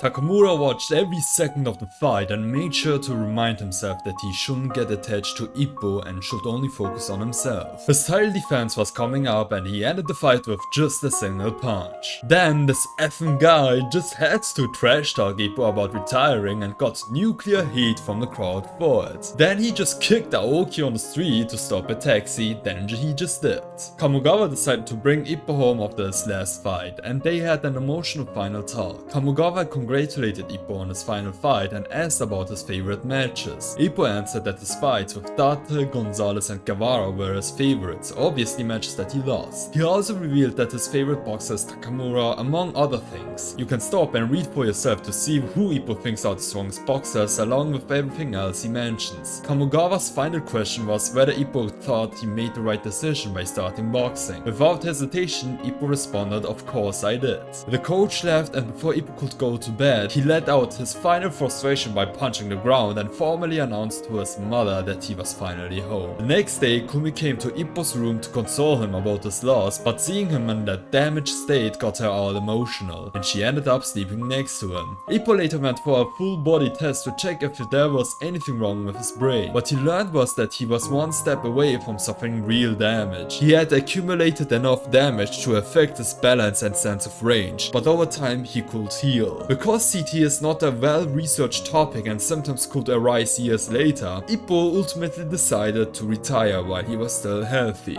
They also mentioned Dr. Kiniski. If you've read Ashita no Joe, you will know he's the same doctor who researched CTE in that series, meaning that yes, Ashita no Joe and Hajime no Ippo take place in the same universe. Ippo took his final farewell at the gym. Kamugawa deep down was grateful to Ippo. He was his last boxer and allowed him to dream just a little longer about capturing a world title with his teachings. Ippo said goodbye to the other boxers and told Takamura that he had gathered many treasures along the way. Then we got an extended montage of basically Ippo's entire career represented through the falling leaves. With that, Ippo turned his back and moved forward. And that basically marks the end of Hajime no Ippo, but not really. 2 months after Ippo's retirement, we see Imai having another title defense, which ends in just 1 round. When asked who he wants to fight next, he calls Ippo to return to boxing, even though the guy has been retired for a good amount of time. We then see what Ippo has been up to since retiring. He helps Umezawa with his manga, and surprisingly, Ippo can now draw way better than he could when he last helped Umezawa, back when he couldn't even draw a straight line. Umezawa then asks the question we are all thinking, why doesn't Ippo just return to boxing? Ippo gives a very Ippo-like answer, too much time has passed and he has already made up his mind. Ippo also spends more time working on his fishing boat business and regularly hangs out with Kumi. One day, Mari randomly catches Ippo and Kumi together and questions Ippo about Imai calling him out. However, Kumi immediately shuts Mari down, saying that Ippo should stay disassociated from boxing since he almost suffered permanent damage. Mari then asks Kumi why she cares so much about Ippo, to which Kumi responds that if something were to happen to him, she wouldn't have the strength to look after both him and Mashiba, who's also a troublesome boxer. After that, Mari leaves them alone and dips. Back at home, Ippo gets jump scared by Nanako. You remember Itadaki's sister, who asks him what he wants to do. Ippo says he would love to help people now, since everyone supported him in his boxing career, and now he wants to give back.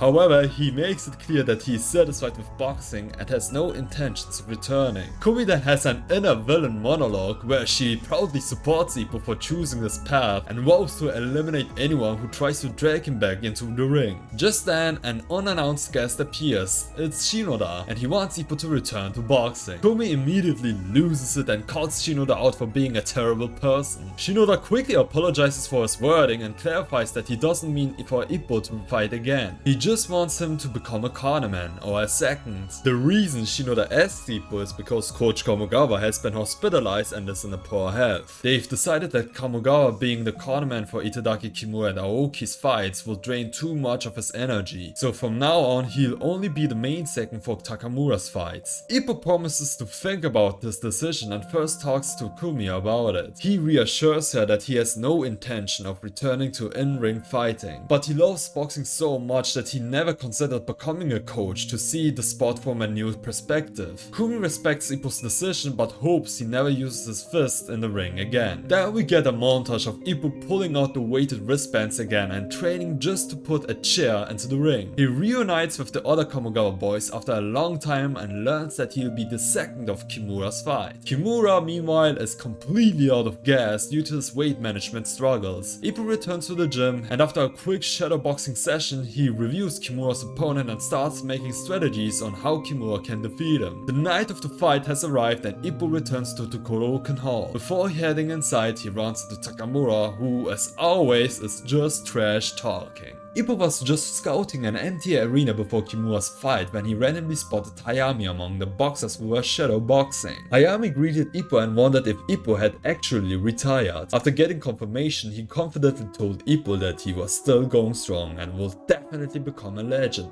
Then Hayami's fight started, and at first he was dominating his opponent like it was just another day at the office. But then we learned that his opponent is unranked. On top of that, Hayami has 21 fights on his belt with 11 losses, most of them recent. Kobashi was also in the crowd and has been watching all of Hayami's fights ever since their junior featherweight title fight. Kobashi knew exactly what was wrong. Hayami has been suffering from a shattered glass jaw ever since his fight with Ippo. Ippo broke it into pieces and since then even the lightest touch to his chin sends him straight to the canvas. Hayami tried to finish his opponent with a special counter, but he was instantly knocked down with just a simple touch to his chin. He got back up trying to fight on, but doubt crept in. He questioned where everything went wrong with his career, became overwhelmed and ultimately lost the fight. Meanwhile, Ippo noticed the connections between himself and Hayami. He realized that Hayami's body is just broken down, much like his own was during his final fight where he couldn't withstand even the slightest punches. Kimura's fight was up next and Ippo took off his weighted wristbands. He needed to go all out just to slide the chair into the ring for Kimura to sit on. After the first round ended, Ippo threw the chair with all his strength, except it didn't land in the ring. Instead, it flew straight into the audience. Trying to redeem himself, he hyper-focused and carefully slid it towards the ring, only for the chair to end up facing a completely unnatural direction. Meanwhile, Shinoda's bald spot got exposed and Kimura had enough, breaking into a diva fight with Shinoda. Annoyed, Shinoda fight back and the two agreed to not talk to each other for the rest of the fight. Now out of gas, Kimura needed advice, but when Ippo tried to help, he blanked. The break ended before he could say anything. When Kimura returned to the corner, Ippo told him it was okay to give up and mentioned that movie that he watched with Kumi. Kimura, desperate for any kind of distraction, asked which movie. Ippo of course couldn't remember. Determined to find out, Kimura pushed himself to survive another round and Ippo urged him to last just one more round. Somehow Kimura did, looking as dry as a skeleton in the process. Finally, Ippo gave some real advice. Kimura should just extend his arm while his opponent was charging in. Mentally, Kimura had already given up and decided to follow Ippo's words just to see what would happen. To everyone's shock, his opponent ran straight into his fist, knocking himself out. Against all odds, Kimura had won the fight. After Kimura's fight, the boys went outside to the hall and found their frustrated Hayami. Hayami mentioned he will start from square one and make a comeback. Ippo pressed him, asking if this was really the right choice. That's when Hayami broke down, admitting he was supposed to be the protege destined for greatness, until Ippo snapped it all away. Ippo just gave Hayami a cold glare because he recognized the same delusion Hayami was trapped in, the same one Ippo himself struggled with when he couldn't accept the reality of his own career. Takamura then gave Hayami some encouraging words, saying this performance was fire, but he wasn't mentioning his fight, but rather the time the boys went to sing in the karaoke. It gave Hayami false hope, especially coming from a world champion. This is the last time we see Hayami. He just walks off into the dark city alone, his back turned, determined to fulfill his destiny. After some time, it was Aoki's and Itadaki's turn to fight. Aoki won via KO while Itadaki struggled, mostly thanks to Ippo's confusing way of giving advice. Despite this, Itadaki won by decision and then ran off crying like a little kid.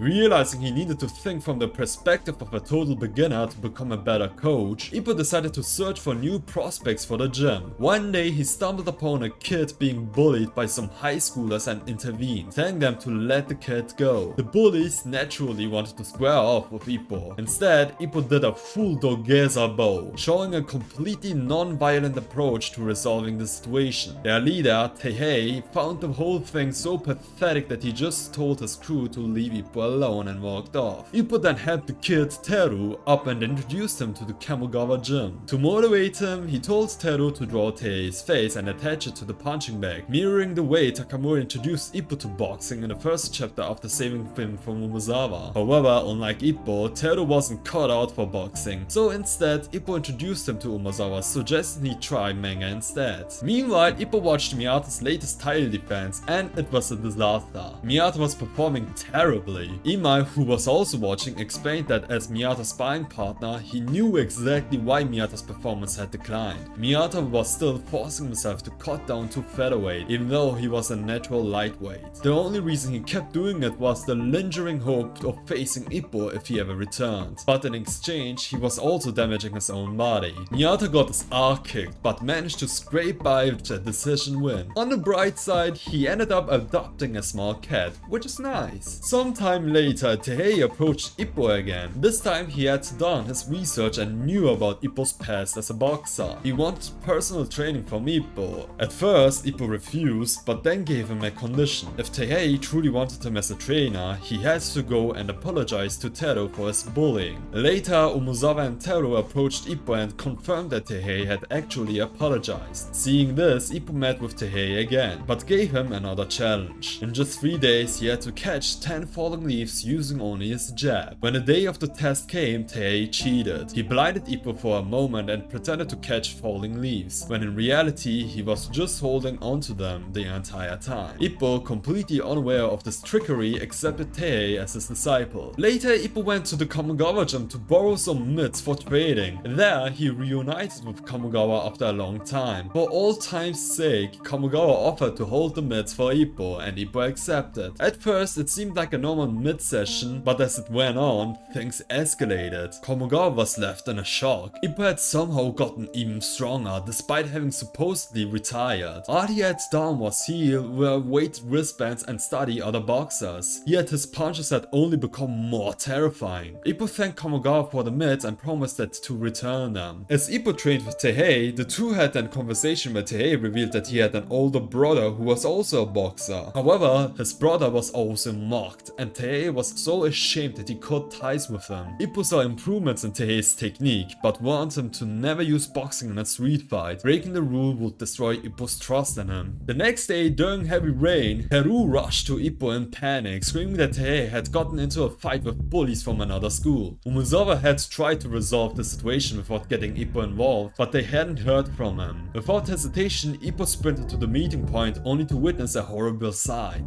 Teihei was standing tall over a group of beaten bullies, having used Ippo's teachings to hurt others. Ippo tried to reason with him, urging him to stop and just come back to the gym for more mid-training. But Teihei, with an arrogant smirk, slapped the mids away and mocked Ippo's naive nature. He sneered, saying that whoever taught him boxing must be a complete idiot for letting someone so soft into the sport. Ippo was devastated. His own disciple had betrayed everything he stood for, and at that moment, something inside him snapped. Ippo's face turned ice cold, giving what is easily the most chilling glare of the entire manga. Without hesitation, he slapped Teihei with all his might. This impact was so devastating that Teihei flipped through the air multiple times and was knocked out cold with a concussion. As Ippo came to his senses, he was in shock. He couldn't believe what he had just done. Guilt overwhelmed him. Thankfully, Umezawa stepped in like a true Chad. He told one of the remaining bullies to take Teihei to the hospital while he handled Ippo, but Ippo was still consumed by guilt. Feeling that he needed to atone, he marched to the police station to turn himself in. The officers, however, thought it was a joke and laughed him off. Still, Ippo was unable to shake his remorse. To show his regret, he completely shaved his head bald and went to the Kamogawa gym, requesting his permanent leave forever. Kamogawa, however, refused to let him off that easily. He told Ippo that his punishment should be way more harsher. Instead of leaving, he would have to train 2 new disciples until they made their pro debuts. And of course, those disciples were none other than Teihei and the other punk who witnessed the slap of the millennium. In a show of commitment, both Teihei and the punk shaved their heads as well. They told Ippo they forgave him on the condition that he trained them. With no other choice, Ippo accepted, and just like that, he had now had his own disciples.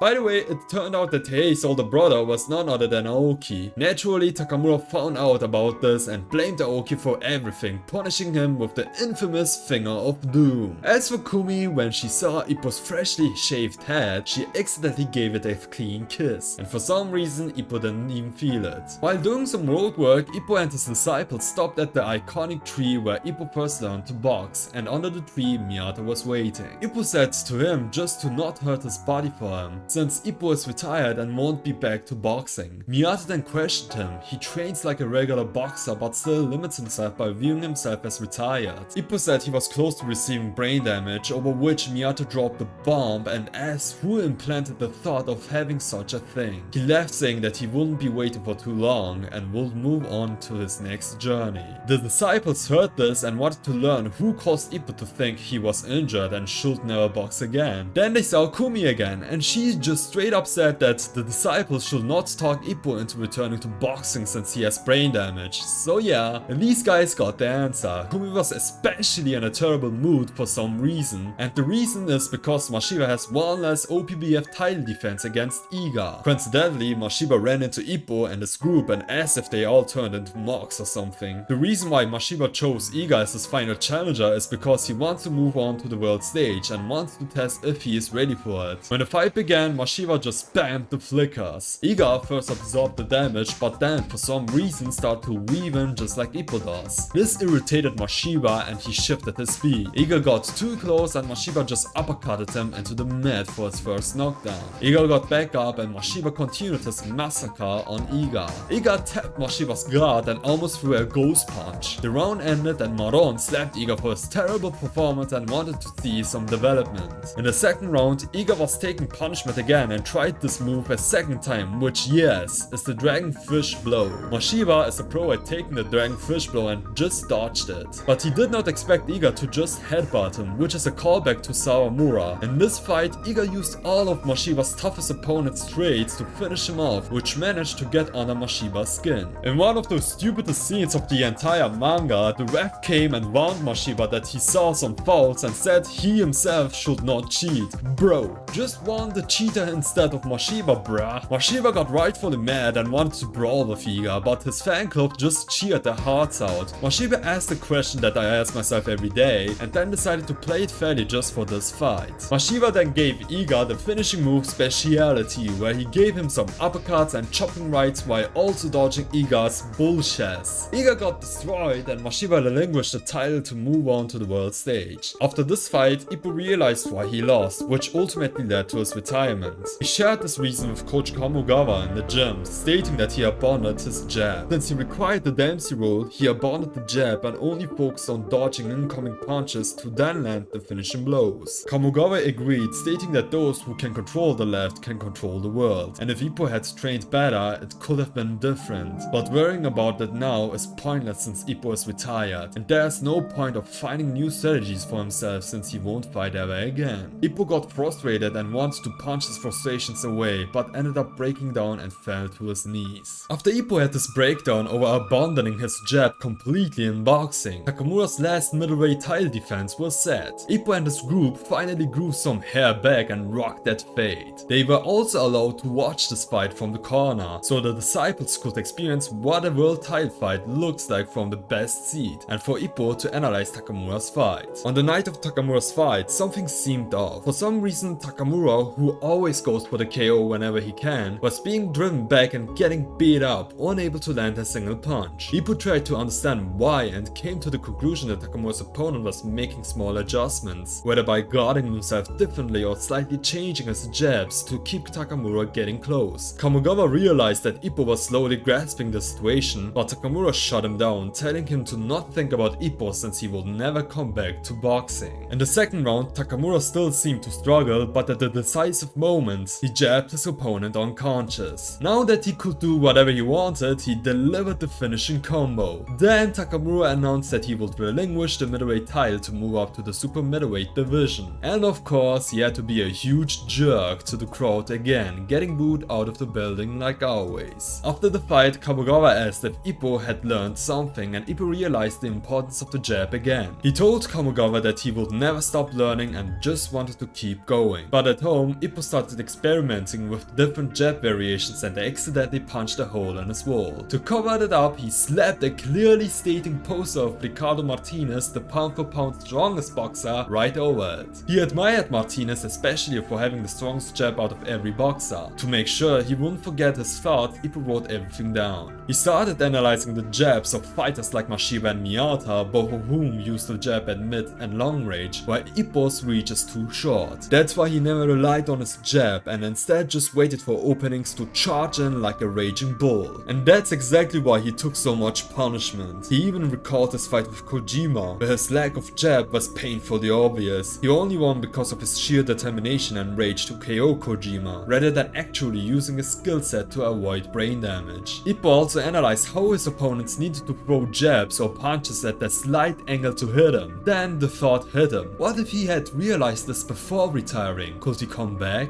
He quickly brushed it off and kept writing down everything he did and didn't understand about boxing. And before he knew it, his iconic hairstyle had grown back, alongside with his disciples' hair. They were still training, and thanks to Takamura's fight, Ippo came up with a new training strategy, a numbering system. He would call out specific number combinations and the disciples had to execute them in order. The Kamogawa boys also wanted in, so Ippo let them join, but only made them spam the jab, which made them angry. To help demonstrate, Ippo started shadowboxing with an imaginary Sendo, trying to refine the way he called out commands. But midway through the exercise, he completely changed up the strategy, which just got him even more shizzed on. Sendo wanted to fight Alfredo Gonzalez, but since Alfredo's camp kept ignoring his challenge, he decided to head straight to Mexico with Hoshi. The problem, however, was neither of them knew any English or Spanish, so they ended up completely lost in Mexico. That's when they randomly ran into the Mexican luchador Mascara Scaramas, whose name I can't still pronounce. announce. That Freddie Mercury lookalike happened to know Japanese and was kind enough to take them to a powerful Mexican boxer. The only issue was he accidentally sent them straight to the strongest boxer there is, Ricardo Martinez, where Sendo requested a public spar with Martinez. Martinez accepted the offer and they started to fight. Meanwhile, Alfredo's patience was also running out with Martinez, and he wanted to have a face-to-face conversation to settle the date of their fight. Just as Gonzalez entered the gym, he witnessed his idol on his knees next to Sendo. Alfredo was furious and wanted to brawl with Sendo right here and there. However, Ricardo calmed the situation down and made them an offer they couldn't resist. For the opening act for his title defense, Sendo and Alfredo will fight, with the winner guaranteed a future opportunity to face Ricardo Martinez for the title. Both men accepted the offer and the fight was set.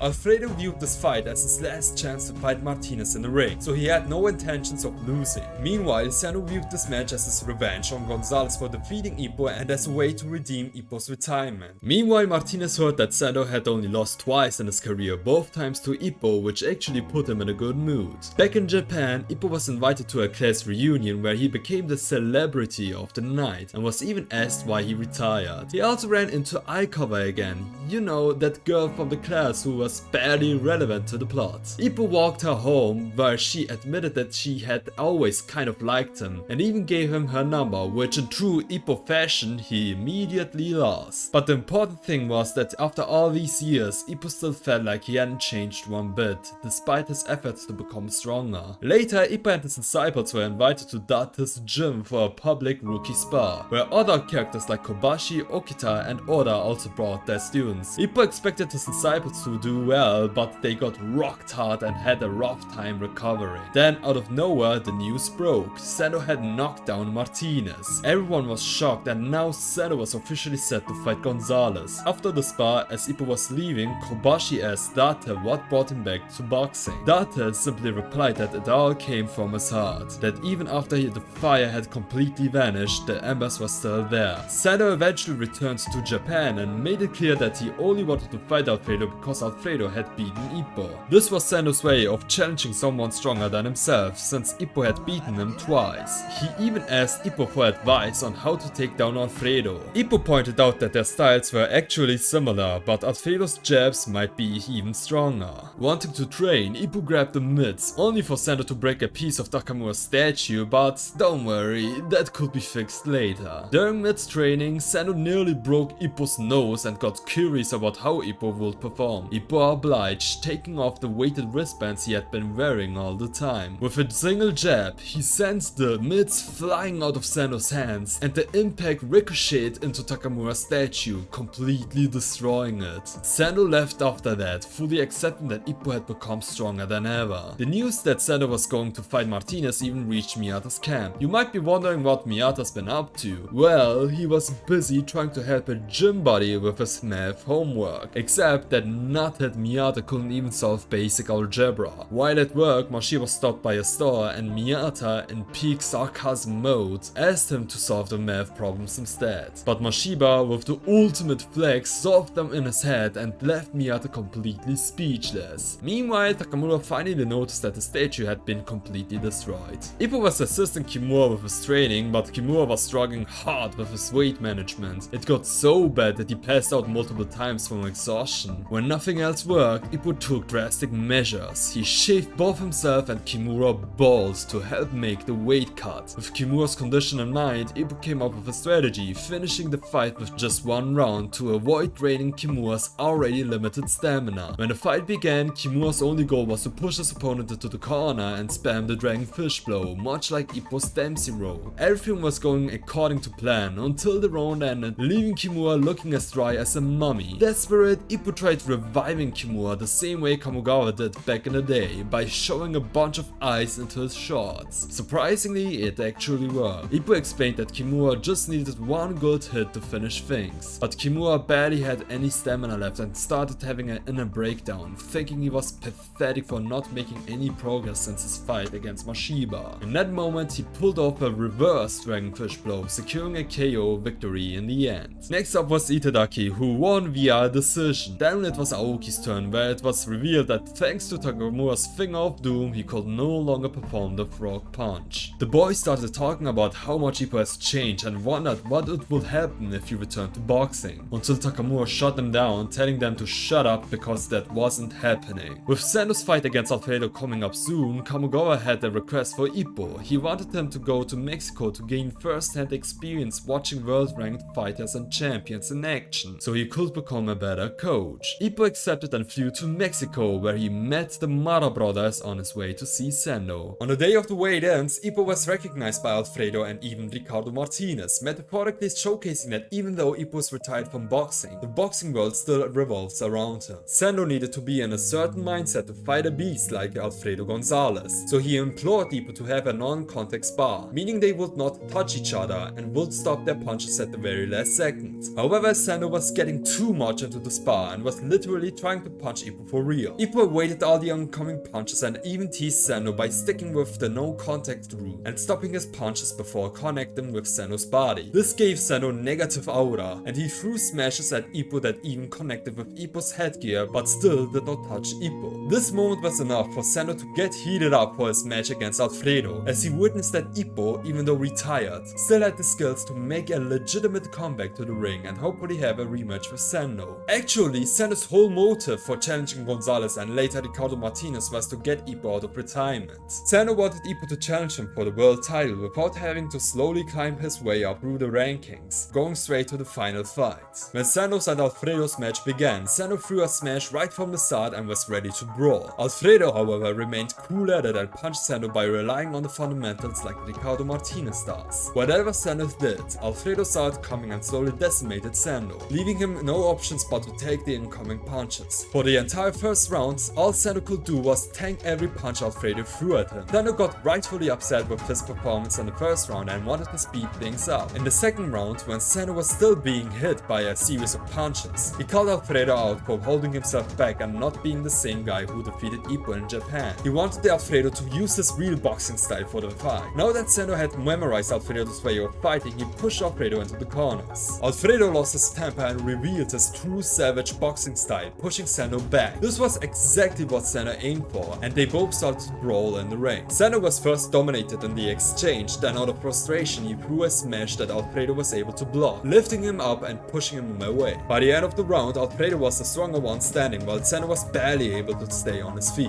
Nothing changed on the third round. They continued to brawl with Gonzalez having the upper hand and Sendo almost passing out. But Sendo kept grinding his teeth and refused to go down, further enraging Alfredo Gonzalez. Both fighters were out of stamina and were ready to go all out during the fourth round. Even though it looked like Alfredo continued to dominate, the damage Sendo inflicted started to pile up, and Alfredo was now getting overwhelmed. Sendo's aura was immaculate, and Alfredo acknowledged that Sendo was a formidable opponent. When Sendo was getting pushed back, the ref intervened and warned that the tapings on his gloves were loose. Sendo's camp tried to stall time for Sendo to recover, but Ippo told them to cut it off since they were cooling Sendo's wild nature by stalling. Sendo appreciated this moment and decided to go all out. Reaching his limit, Sendo decided to only throw wide smashes to finish Alfredo off for good. Even though Alfredo saw the punches coming a mile away, he acknowledged that if they connected, he would go out cold and was rightfully frightened by these punches. Alfredo managed to block one smash with his fist and another by blocking it with his forehead. The smash to the forehead broke Sendo's right fist, but it still was not enough to bring him down. Both fighters simultaneously punched each other, which would KO any other featherweight in the series. Sendo wanted to finish the fight and gave everything he had on his last left fist, which Alfredo was also able to counter. Sendo appeared to go down, only to come to his senses at the last second and send one final smash that lifted Gonzalez up and put him down to the mat, where he ultimately lost via KO.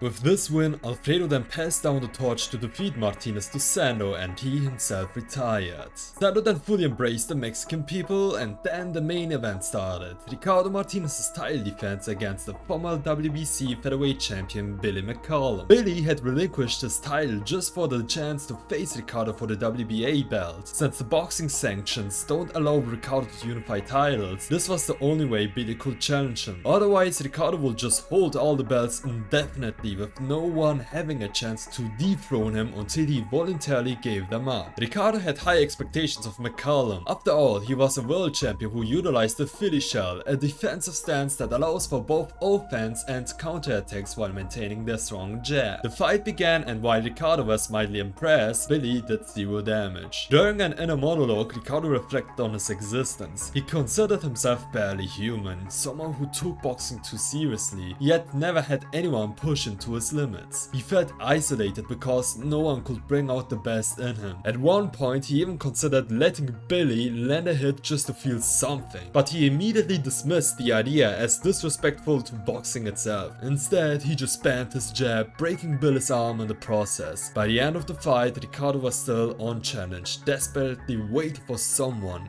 anyone, to finally push him to his true limits. Ippo watched the fight and recalled Takamura's words about true monsters being extraordinary. Back in Japan, Kimura had a yee-yah haircut due to malnutrition, so he had to wear a wig. Meanwhile, Ippo returned home, bringing a bunch of Mexican masks with him. During training, Kimura's wig came off and Takamura told him to be clowned somewhere else so he can focus. It was then revealed that his fight with the Super Middleweight Championship was officially set against the reigning champion Dragon. Dragon is an orthodox boxer and a hardcore Mahjong player. His whole stick is that he's just insanely lucky, believing the goddess of fortune is always by his side. Takamura scoffed at this, saying luck alone isn't enough, and then asked the boys, who's not cut out to be a champion? Without hesitation, he pointed at Aoki. That serious, he explained that those who don't even dream of becoming a world champion will never be one. World champions can sense when someone's fists are full of dreams, and they can crush an opponent who lacks a goal without a problem. Luck is simply meaningless, though he did admit that fighting him in the ring is basically bad luck anyway. Ippo then had a discussion with Kamogawa, wondering why if Takamura was such a mega champion they couldn't perform in the Tokyo Dome. They didn't have enough promo or money for it, but even just thinking about it put Kamogawa in a good mood. Ippo even admitted it would have been his dream to fight there, but since he retired it wasn't possible. On his way home, he glanced over the monster line, remembering Kamogawa and Takamura's words, and reflected on the fact that he never truly aimed to become a world champion. Later, while training his disciples, Ippo ran into Takamura and wanted to learn more about what it really takes to become a world champion. Takamura, noticing Ippo staring at him too much, called him out, making Ippo flustered. Ippo then mentioned that Kamogawa's dream was to see one of his boxers fight in the Tokyo Dome. Takamura responded, it's possible. He then said that both of them, Kamogawa's last disciples, should aim for the Tokyo Dome together, even though Ippo was retired. The same day, Ippo had Takamura draw a fortune card at the shrine to check his luck, and as expected, Takamura pulled the worst possible luck. Since his next opponent was literally the luckiest man alive, Ippo panicked and tried to bless Takamura with every kind of good luck possible. He prayed, brought lucky items, and even slipped a Behealet from Berserk if you can spot it. But luck alone wasn't going to predict the future. Then disaster struck. Takamura was involved in a car crash while saving a kid. Luckily, he front flipped over the car and avoided a serious injury, but his already messed up leg from the bison fight got even worse. Ippo patched him up with some good luck bandages and kept close watch on him. But then a falling vase was heading straight into Takamura's head. Ippo reacted fast, punched the vase away, and then got knocked out by Takamura's reflex punch. And just when things couldn't get worse, a typhoon hit. Ippo asked if Takamura should postpone the fight, but Takamura snapped, saying he was already in a rush and didn't have any time to waste. Then, the moment Dragon landed in Japan, the typhoon vanished. Dragon just smiled, saying the goddess of fortune was by his side. He then went to train at Miyato's gym, where something about his fighting style seemed off. Ippo and the boys prayed even harder, then Ippo watched Dragon's old fights, and something still seemed off. That's when Ippo learned Dragon came to Japan to play underground Mahjong. Coincidentally, Yagi was apparently the king of underground Mahjong. The same night he was playing against Dragon. Ippo needed a closer look at Dragon, so he analyzed his Mahjong playstyle. And don't worry guys, I'll spare you the 3-chapter Mahjong match, because let's be real, neither of us understand Mahjong. But from the way Dragon played, Ippo figured something out. Dragon's dominant arm was actually his left, meaning he was a southpaw in disguise. Determined to warn Takamura, Ippo rushed to the shrine only to be surprised to see Takamura already there. Ippo told him that Keith was a southpaw. Takamura simply smirked and said he already knew. He then said that there are some things in life you just can't control. After saying his prayer, Takamura accidentally pulled down the entire shrine rope. Before leaving, he turned to Ippo and asked, "Don't you want to try it again?" Ippo didn't understand what he meant.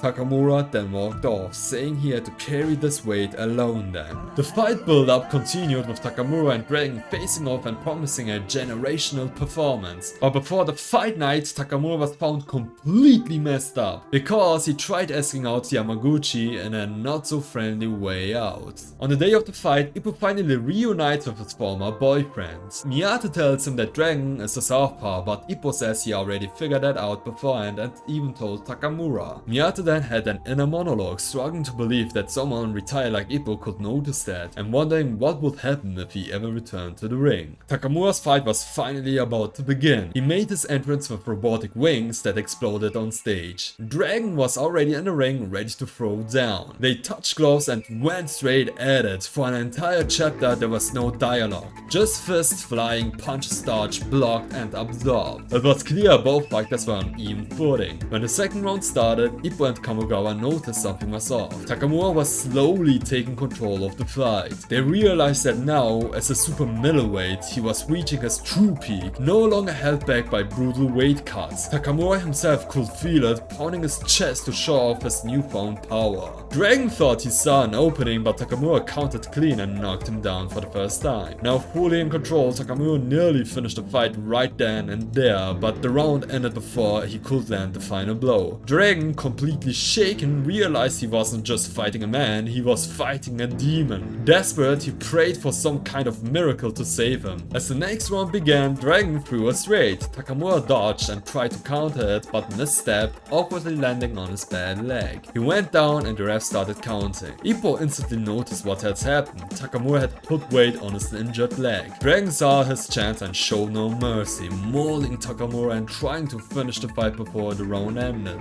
Back in the corner, Takamura got a slap on the back for good luck before heading out, straight into another beatdown. At this point, we got a flashback of Dragon's past, which was so dark it wasn't even worth discussing. Whatever he had been through, it had led him to this moment. He was determined to finish Takamura off, but just when he thought he had him, Takamura countered his left hook. With no other choice, Dragon unleashed a southpaw stance and threw a devastating left hook and tore some skin off Takamura's face. But Takamura was too fast, ended the fight with one final punch, sending Dragon crashing to the mat. With this win, Takamura became a 3-division world champion. Ippo helped escort him home, and before passing out, Takamura gave him some words of encouragement, reminding him that in life, everything you achieve is done by your own hands. And when they woke up, they were cutely cuddling with each other. Sometime later, Kumi came to Ippo with big news. Mashiba had secured a preliminary world title match against a former world champion. Ippo was unwillingly invited to Mashiba's pre-fight ceremony, where Mashiba made it clear that he wanted nothing to do with Ippo. Despite the tension, Ippo shared his research on Mashiba's opponent, Juan Garcia. He dumped a ton of information, but the important takeaway was that Garcia was an infighter with a weak lower body. Ippo suggested a strategy: play defensive in the first half, then go all in offensively in the second. However, Ippo completely ruined the mood by pointing out that losing a preliminary world title match had basically ended his career. This killed the vibe of the entire ceremony and he got chewed out by everyone. Meanwhile, Imai had another title defense, this time against Hoshi with Sendo in Hoshi's corner. Imai was on a 4-fight, first round KO streak, so when the fight started he went straight for the kill. But Hoshi wasn't backing down, both fighters went all out, turning the match into an absolute slugfest. It became a battle of endurance and stamina. Unfortunately for Hoshi, he was the first to break, allowing Imai to finish him off with a brutal KO combination. After the fight, Imai called out Sendo, demanding that he take their generation of fighters seriously. But since Sendo was busy preparing for Martinez, he just pointed at Ippo and told Imai to wait for him instead.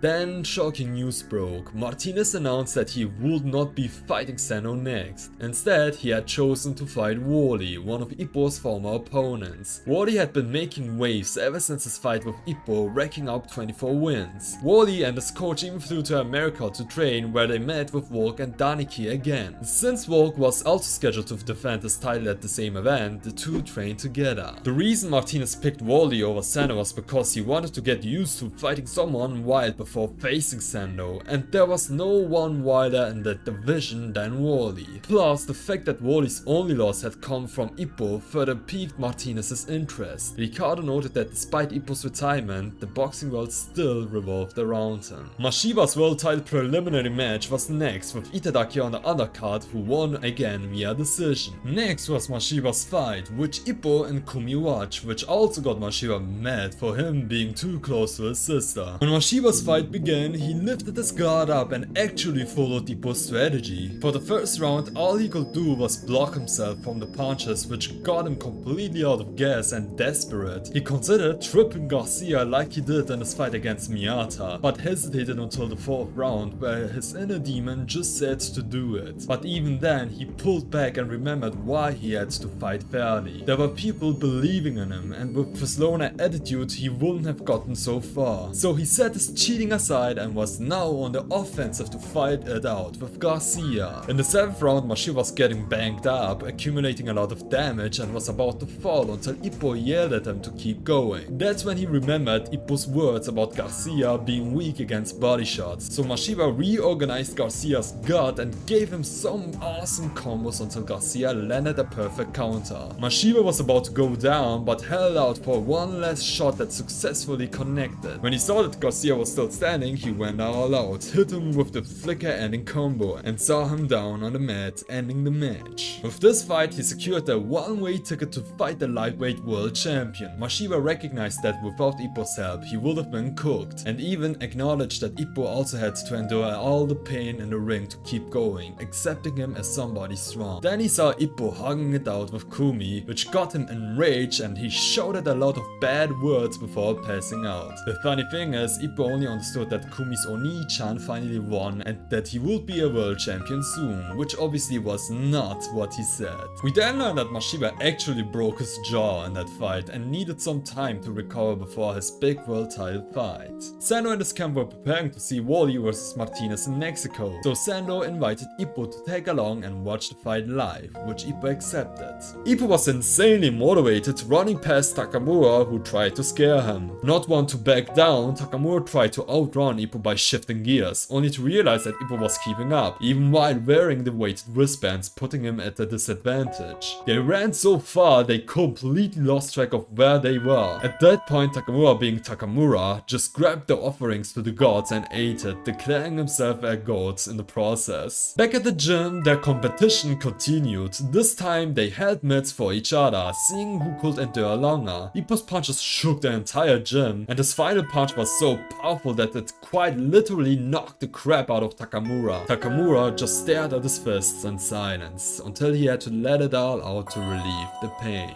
Ippo flew to Mexico, where the Mother brothers escorted Sendo and Ippo to the gym, but then they ran over somebody on the way. Both Ippo and Sendo thought they were cooked, but it turned out to be Wally, who dodged the incoming car. At the gym, Volg and the boys reunited, and Wally and Sendo even had a spar, where Sendo was not able to hit Wally at all. But then Ippo instructed Sendo to hit Wally's lower body, which Sendo obliged, but Wally then ran off, ultimately ending the spar. Volg also wanted a spar with Ippo since his opponent was also an infighter. Volg wanted Ippo without any handicaps, so Ippo took off the weighted wristbands to go foul out in the spar. Ippo wanted to pay Volg back for assisting him back when he was in Japan, and helped Ippo with the Dempsey counter in the spar in preparation for Ippo's Japanese title defense against Sawamura. So in this spar, Ippo went all out the second the bell rang, catching Volg off guard. Volg had to cool Ippo off by attempting to hit him with the White Fang, but remember, this guy retired because of accumulated damage to the head, like what the hell, Volg? But Ippo had the retirement power boost and was able to catch Volg's White Fangs with ease. Ippo pushed even further, so Volg tried to hit Ippo with a powerful left straight. Ippo dodged that also and gave Volg a heavy left liver blow. Now enraged, Volg unleashed the Heian that he learned from Daniki and followed it with another White Fang to Ippo's head. Despite Ippo getting sluggish, he encouraged himself to be more helpful, deflecting Volg's jab and landing a right straight. Volg answered with an uppercut and then remembered that the guy he is fighting against has initially retired because he was close of getting punch drunk. Ippo lowered his body and unleashed the Gazelle Punch, sending Volg flying into the corner.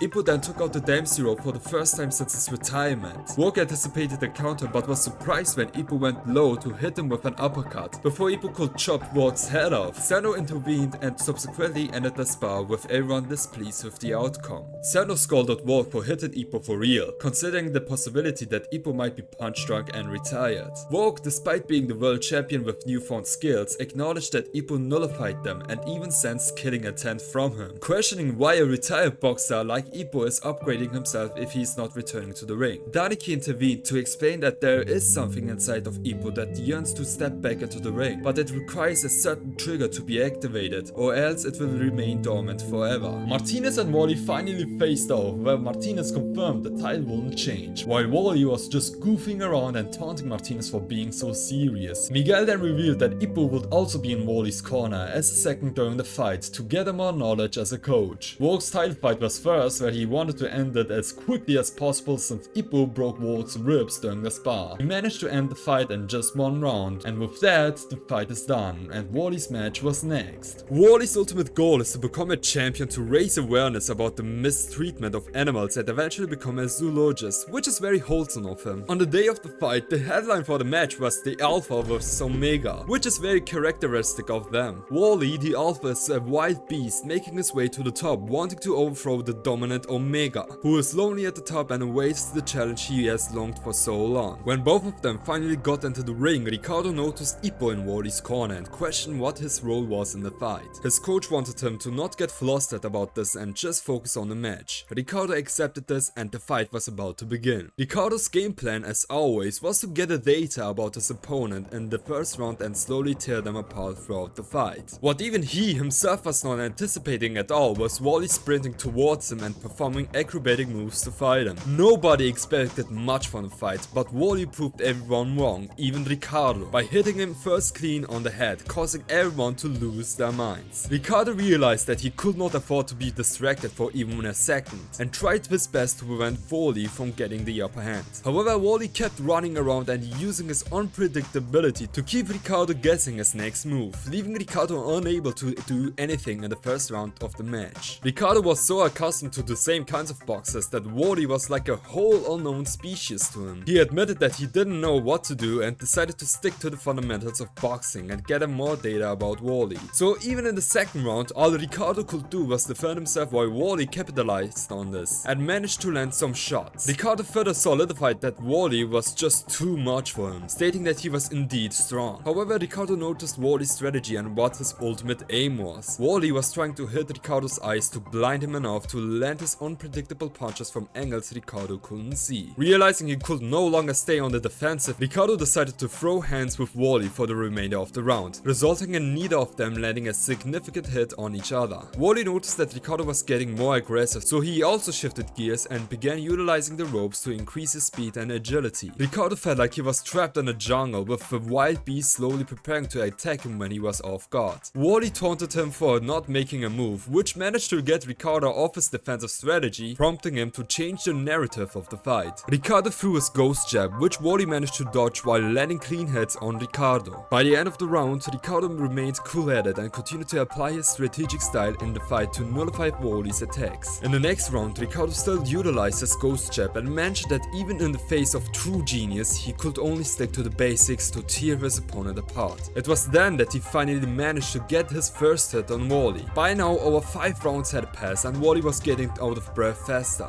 Ricardo started to land good shots and Wally was beginning to lose his edge. Ricardo capitalized on this and managed to bring Wally to the brink, eventually giving him a knockdown. Wally got back up and wanted to continue where he left off, but Ricardo would not let him take the advantage anymore and kept throwing punches to immobilize Wally. Wally couldn't do much and before the end of the round threw a smash, which Ricardo managed to block, but it caught him off guard. Wally, now completely exhausted, got permission from his coach to go all out. Ricardo was impressed that Wally still had spirit left before the end of the round, but in the 6th round he was caught completely off guard by what Wally was doing. Ricardo was now questioning whether or not Wally could push him to go all out, since Ricardo himself had never shown his true fighting style to anyone because nobody had been able to push him this far. Alfredo Gonzalez knew beneath Ricardo's stick to the basic style lays a vicious aggressive style that he hid from everyone. Ricardo decided to slug it out with Wally to see whether he could be pushed, and they exchanged blows relentlessly. During the exchange we get a glimpse of Ricardo's past where he is seen asking his coach what true strength really is. This is the same question that motivated Ippo to start boxing and is Ricardo's reason for boxing as well. Ricardo managed to break Wally's ribs and knocked him down again. Without wasting a single second, Wally quickly got back up, not giving Ricardo a moment to rest. Wally, smiling, managed to push Ricardo back. Ricardo admitted that Wally had become a monster, an important term Takamura had referenced many times in order to survive in the world of boxing. Wally knew that he was at his limit, so in a last-ditch effort, he threw smashes to showcase Sendo what to do when he eventually fights against Ricardo. Martinez, upon dodging the smash, began to show his true colors and started to smile, with bloodlusted eyes looking down at Wally. He threw a wide right hook which Wally was able to withstand, only for Ricardo to follow that up with a straight to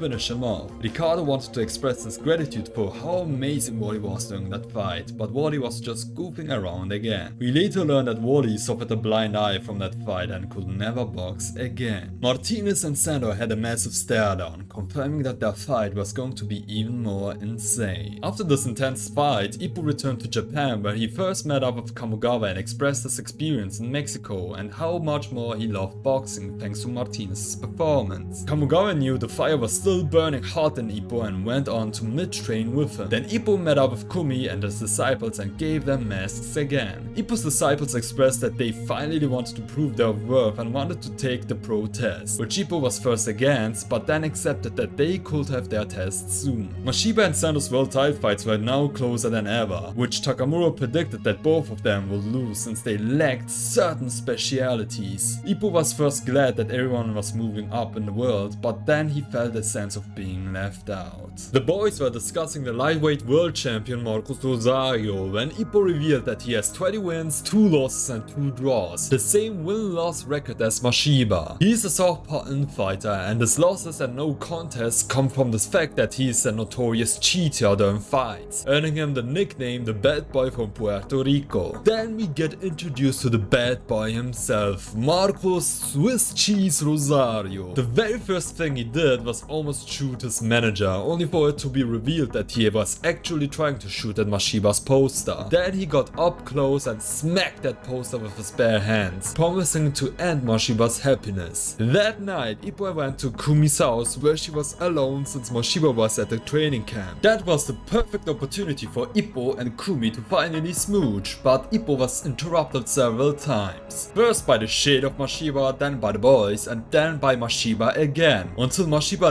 literally spawned inside the room since their training camp has been cancelled. Mashiba revealed how much he hates Ippo, but wanted to really know why Ippo wanted to date Kumi and wasn't making any progress at all. Mashiba said he wanted to entrust Kumi to somebody stronger than himself. He gave Ippo 10 seconds to name 5 things he liked about Kumi. Ippo had to go all out, even taking off his weighted wristbands just to say she's cute and stuff. But that wasn't enough for Mashiba. He wanted to see how well Ippo really knew her personally, until the whole thing then just escalated. Before Ippo left, Mashiba asked if he was really satisfied with retiring. Ippo said he was, but then Mashiba personally reminded him that his goal had always been to fight Miyata. That's when Ippo snapped. He called Mashiba out, saying that he had a chance to fight, but because Mashiba cheated, he robbed that opportunity away. In a twist, Mashiba actually apologized for it. He admitted he was just too desperate to win and felt guilty about it. He revealed that he only wanted to focus on his upcoming world title fight, so until then, Ippo should take care of Kumi until he becomes the world champion. Ippo accepted it, but then it was revealed that it was just a trick to make sure Ippo wouldn't see Mashiba at all. Sendo was having a mental breakdown since his fight with Martinez was coming soon and he had no one to train with to test his strategy he cooked up to defeat Martinez, until Takamura randomly came to Osaka during one of his trips. Takamura agreed to spar with Sendo and completely destroyed him. Sendo insisted on a second round, which Takamura refused, so Sendo just charged at Takamura, throwing a smash which was just a feint to block his vision, followed by another feint smash and then landing an actual smash that almost knocked out Takamura. It would have definitely sent somebody else to sleep if they were hit. Miyata watched the whole chaos unfold from the outside and saw the potential to help Sendo prepare for his fight against Martinez by being a sparring partner until his actual match. Later, Kumi said she wanted to go out on a beach date with Ippo if Mashiba won his world title fight, something that an excited Ippo immediately accepted. Mashiba, alone at home, had a flashback of his life and recalled his wild, brawling days where he was controlled by pure anger. After his parents died, he had it way rougher, being a teenage older brother looking after himself and his younger sister. One day he got ambushed by at least 2,000 people, and when they threatened to hurt Kumi, he snapped and was arrested afterwards. His probation officer, who was extremely sick, introduced Mashiba to boxing, and he quickly got accustomed to it. However, he was still controlled by his demons while boxing boxing until he ultimately got defeated by Ippo. After his fight with Ippo, Mashiba lost his probation officer and felt isolated again until the present day, where he now has the support of everyone he comes with contact with, so he promised to take the world champion.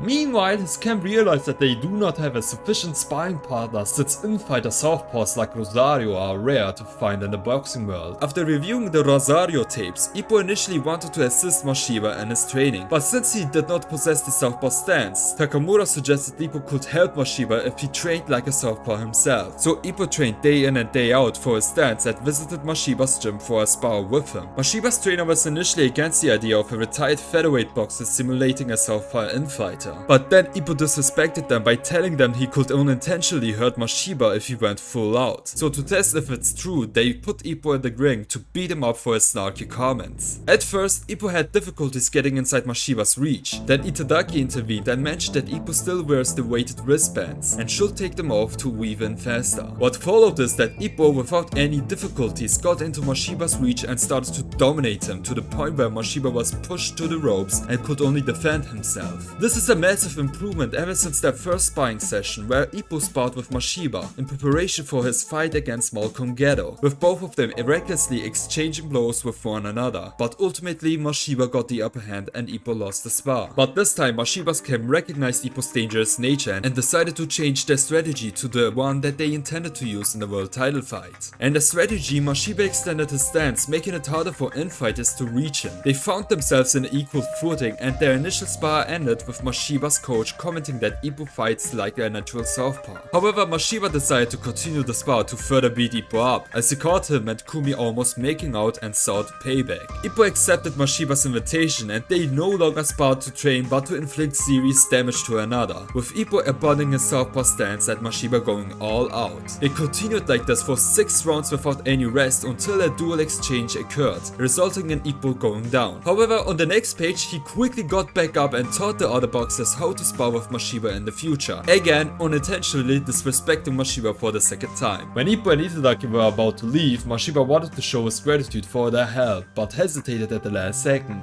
Just a few days before the fight, there was no information about Rosario at all. Everyone thought that he would simply not show up for the official fight. This got Ippo mad and even affected Mashiba, but he simply ran off all of his frustrations. Then Rosario finally landed, exactly the day before the weigh-ins. It was revealed that he had been arrested, so he had no time to train or prepare for Mashiba, and he was also dealing with weight management issues. On the day of the weigh-ins, he initially didn't make the cut and had to run just to somehow make the weight for the second weigh-ins. He channeled all his anger towards Mashiba to push through. We also got a flashback of Rosario revealing that he was associated with a group of not so nice people who betrayed him, thinking he was a snitch. Ever since then, he started boxing to somehow make ends meet. He doesn't enjoy boxing itself, he's only in for the money. The day before Mashiba's big fight, he got all kinds of calls from people wishing him good luck, including Sendo, whom he had some history with, and even Miyata wished him luck for the fight. Mashiba went outside and was then greeted by his #1 supporter, Ippo, who had stayed outside the entire time to personally wish Mashiba good luck. He again tried to say thanks, but of course Kumi had to ruin the mood. But still, Mashiba left with his arm raised high, promising to win the world title. On the day of the fight, Rosario almost showed up late. He had to perfect his hideous haircut first. Meanwhile, Mashiba's coach gave him one clear strategy: keep his distance and focus only on body blows. Since Rosario had weight management issues, the plan was to tire him out in the first half of the fight and go all out in the second half. As the fight was about to start, Rosario knew Mashiba would aim for the body shots, so he decided to go all out from the get-go. But Mashiba, knowing Rosario would expect that, flipped the script and started brawling with him right from the start. He pushed Rosario back, making it clear that this wouldn't be an easy fight. In the crowd, even Sawamura showed up to see how this fight would play out. Rosario called this fight unfair since he couldn't land a single hit on Mashiba. The rest of the round was full of close calls, but neither of them could land anything clean until the bell rang. Still calling the fight unfair, Rosario took a deep breath at the start of round 2 and charged in to land something.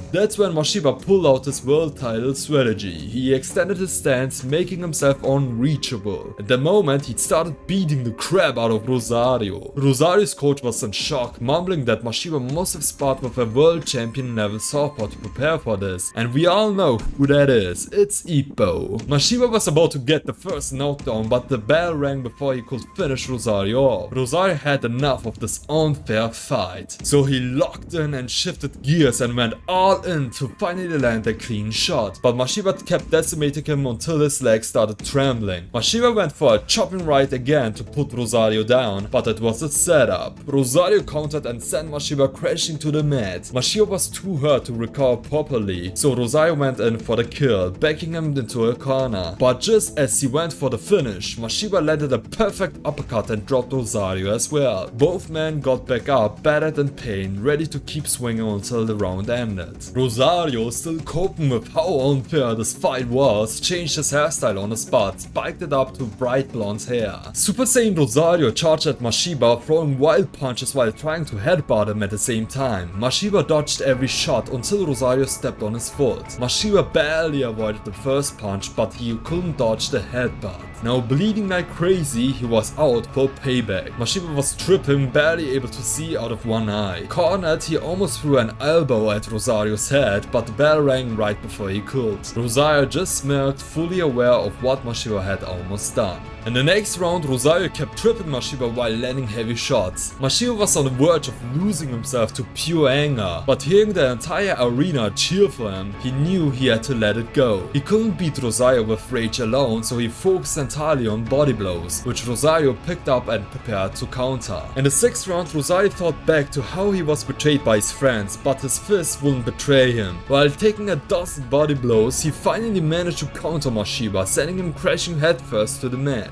Mashiba was barely conscious but felt thankful for all his friends and supporters he had now. When he came to his senses, he realized he wanted to show his gratitude by claiming the world championship, so he swore to win the fight. Rosario was completely out of stamina thanks to Mashiba's body blow strategy. For the first time, he called the situation fair. He knew he should have trained harder, taking his weight management seriously and studied Mashiba the way Mashiba studied him. He accepted that the man in front of him was a real boxer. So for the remainder of the fight, he decided to fight fair, not wanting to betray the only thing he was good at. Mashiba remembered everyone who helped him to get to this moment and threw another punch. Rosario assumed it was another body blow and guarded his body, only to look up and get executed by a chopping right. Somehow he got back up and squared off with Mashiba again. Then Mashiba accidentally tripped on Rosario and landed badly on his neck just as the round ended. Rosario, looking like a beaten up guy, admitted defeat in his own way, saying he would have to return to Japan. Meanwhile, Mashiba wanted to say thank you again, but still couldn't bring himself to do so, not until he became champion.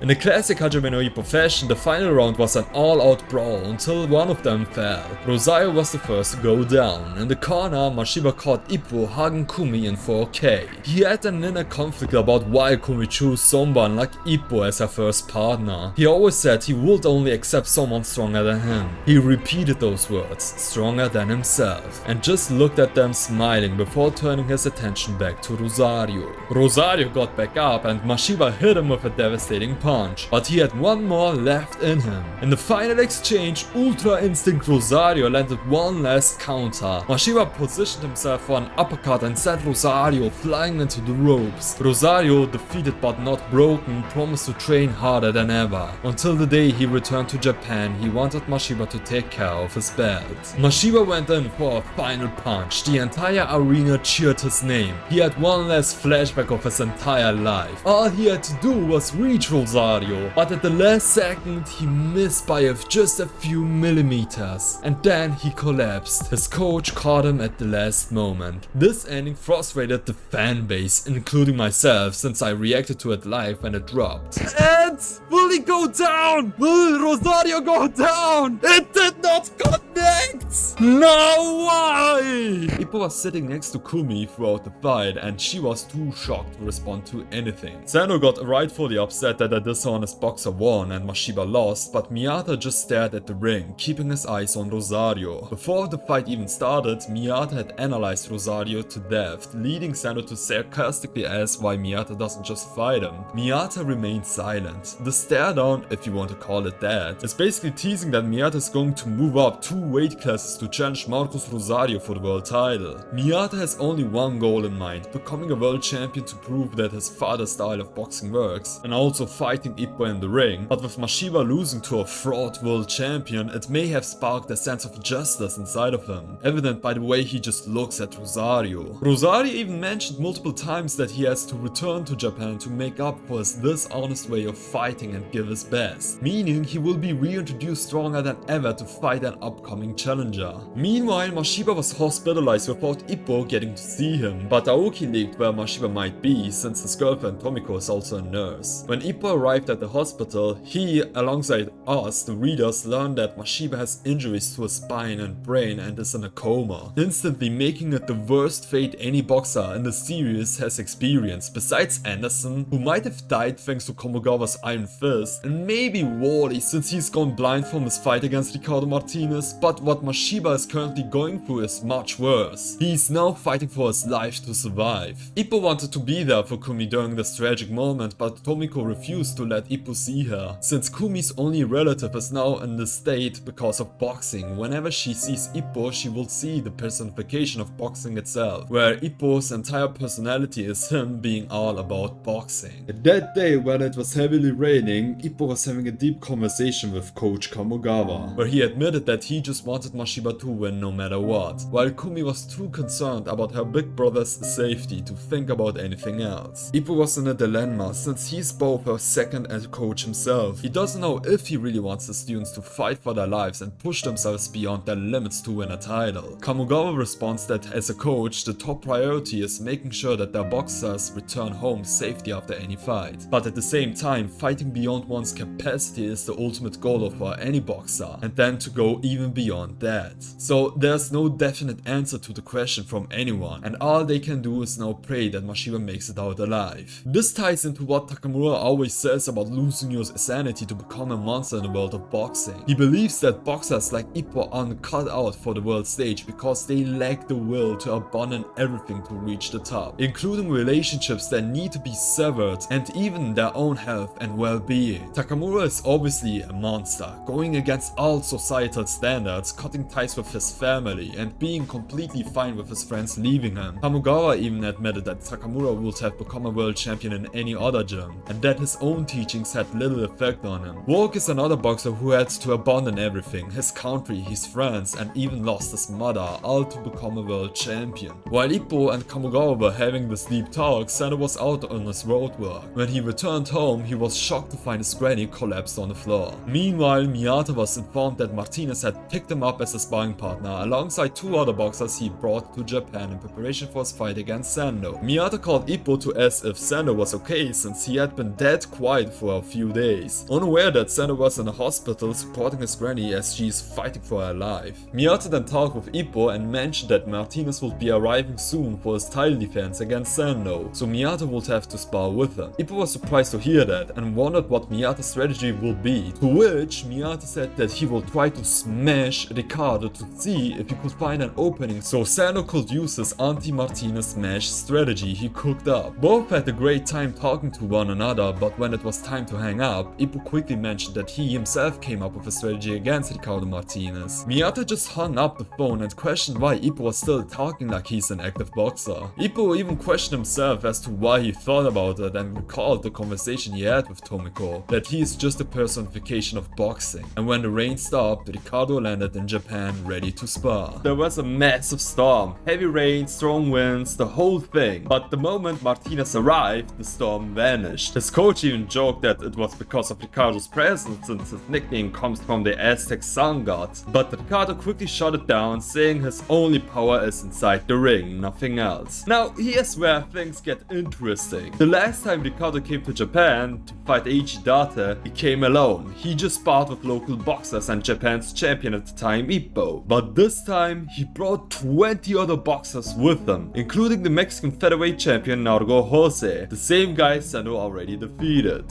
That alone shows how seriously Ricardo is taking this fight. He knows how dangerous Sendo is, and he's not taking any risks. Not only that, but Ricardo even requested to spar with Miyata, the OPBF champion. And to top it off, he delayed his world title fight just to prepare for Sendo. That's why he fought Wally first, to test himself against a wild fighter like Wally before stepping into the ring with the wildest featherweight there is, Sendo. While Ricardo was sailing into Japan, Ippo got another phone call, but this time it wasn't his boyfriend, it was his not girlfriend instead, Kumi. Kumi called to tell him that Mashiba can now open his eyes, meaning he escaped the possibility of, well, not being alive. This gave Ippo a huge sense of relief, and Kumi even asked if he could come see Mashiba. But Ippo has no common sense of a normal human and told her that he'll be leaving in 2 days for Osaka because Sendo's title fight was coming up and he needed all the support he could get. Kumi just hung up the phone and started sobbing because, once again, Ippo completely lacks common sense to realize that she also needs support. And then Ippo kinda realized how stupid his answer was and proceeded to bang his head against the wall. Which, yeah, is relatable. I've done this many times myself after posting cringe artwork on my Instagram of my upcoming Hajime no Ippo fan comics. Then we get the moment that just feels different in the story. Ricardo Martinez is completely alone in Osaka, just appreciating the ancient buildings and surroundings while doing his road work, and for once he actually looks at ease. Normally, whenever we see Ricardo, he's always surrounded by other boxers, the press, or at the very least his coach. But seeing him alone for the first time, just in a good mood, is honestly refreshing. But he isn't alone for long. While passing somebody, he almost shizzed his pants and turned back to see Sendo, also doing his road work. Sendo was visibly bloodlusted, but he also could be in a grief right now. We unfortunately do not know what happened to his granny, but whatever happened affected him. Ricardo sensed the bloodlust and wanted Sendo to stop and save the bloodlust for their fight. In an unintentionally funny moment, Sendo says that he does not understand a single thing Ricardo says, since he does not know any English or Spanish, but gives him a warning. The next time when I fight, Ricardo should be prepared to give his life in the ring. So Martinez went straight to business and was extensively sparring with other boxers, specifically choosing Miyata as a sparring partner for 3 days straight, since Miyata is the strongest featherweight boxer besides Sendo and out of Japan right now. Before the spar, Miyata wanted to test himself to see how strong he really is compared to Martinez, but also revealed to Ippo that he will try to use the same strategies Sendo came up with to fight Martinez by incorporating some smashes that could actually connect. While Ippo also had one anti-Martinez strategy in mind, Miyata didn't listen to it before Ippo could even explain himself. Miyata's spar with Martinez first began with him just using his incredible speed to the limit, trying to find a perfect opening to land a punch on Martinez. However, Miyata got stopped quickly with his strategy and had to endure some incredible jabs from Martinez, which, if you remember, were even able to send Ippo unconscious during his spar with Martinez. Ricardo just saw through Miyata's speed and basically nullified his strategy until the first round of the spar ended.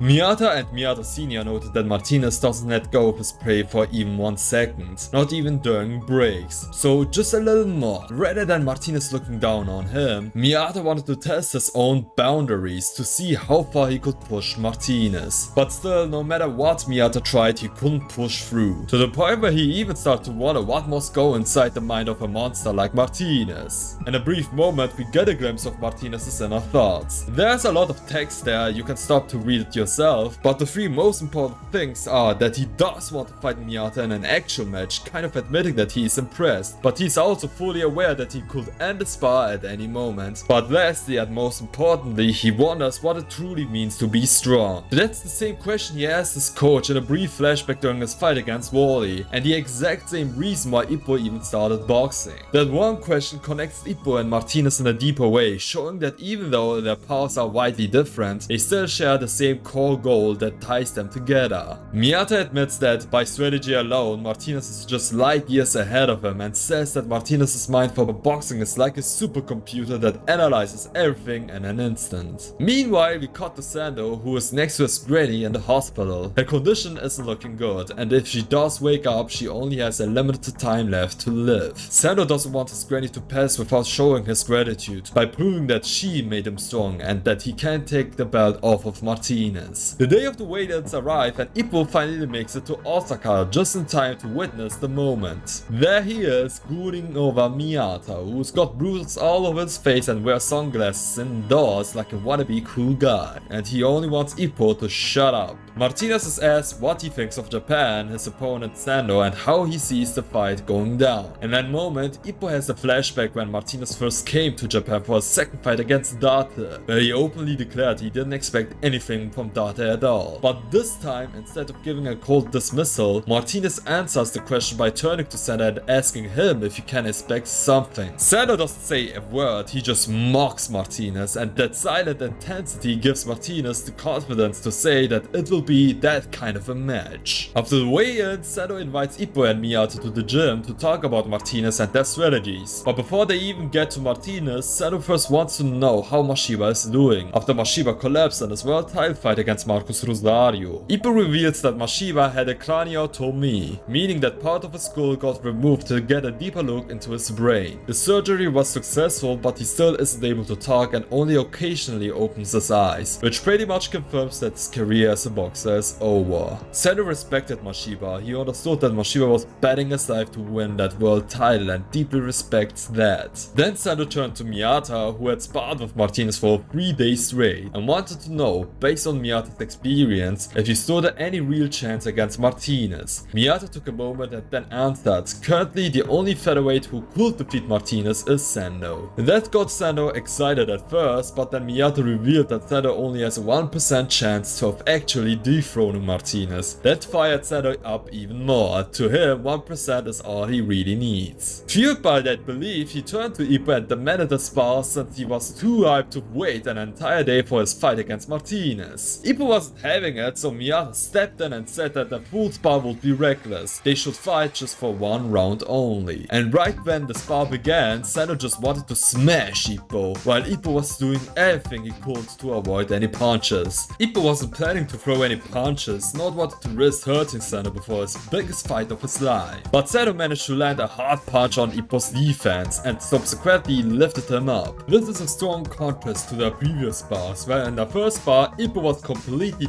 dominated before fighting Alfredo Gonzalez and was left on the ropes looking almost unalive.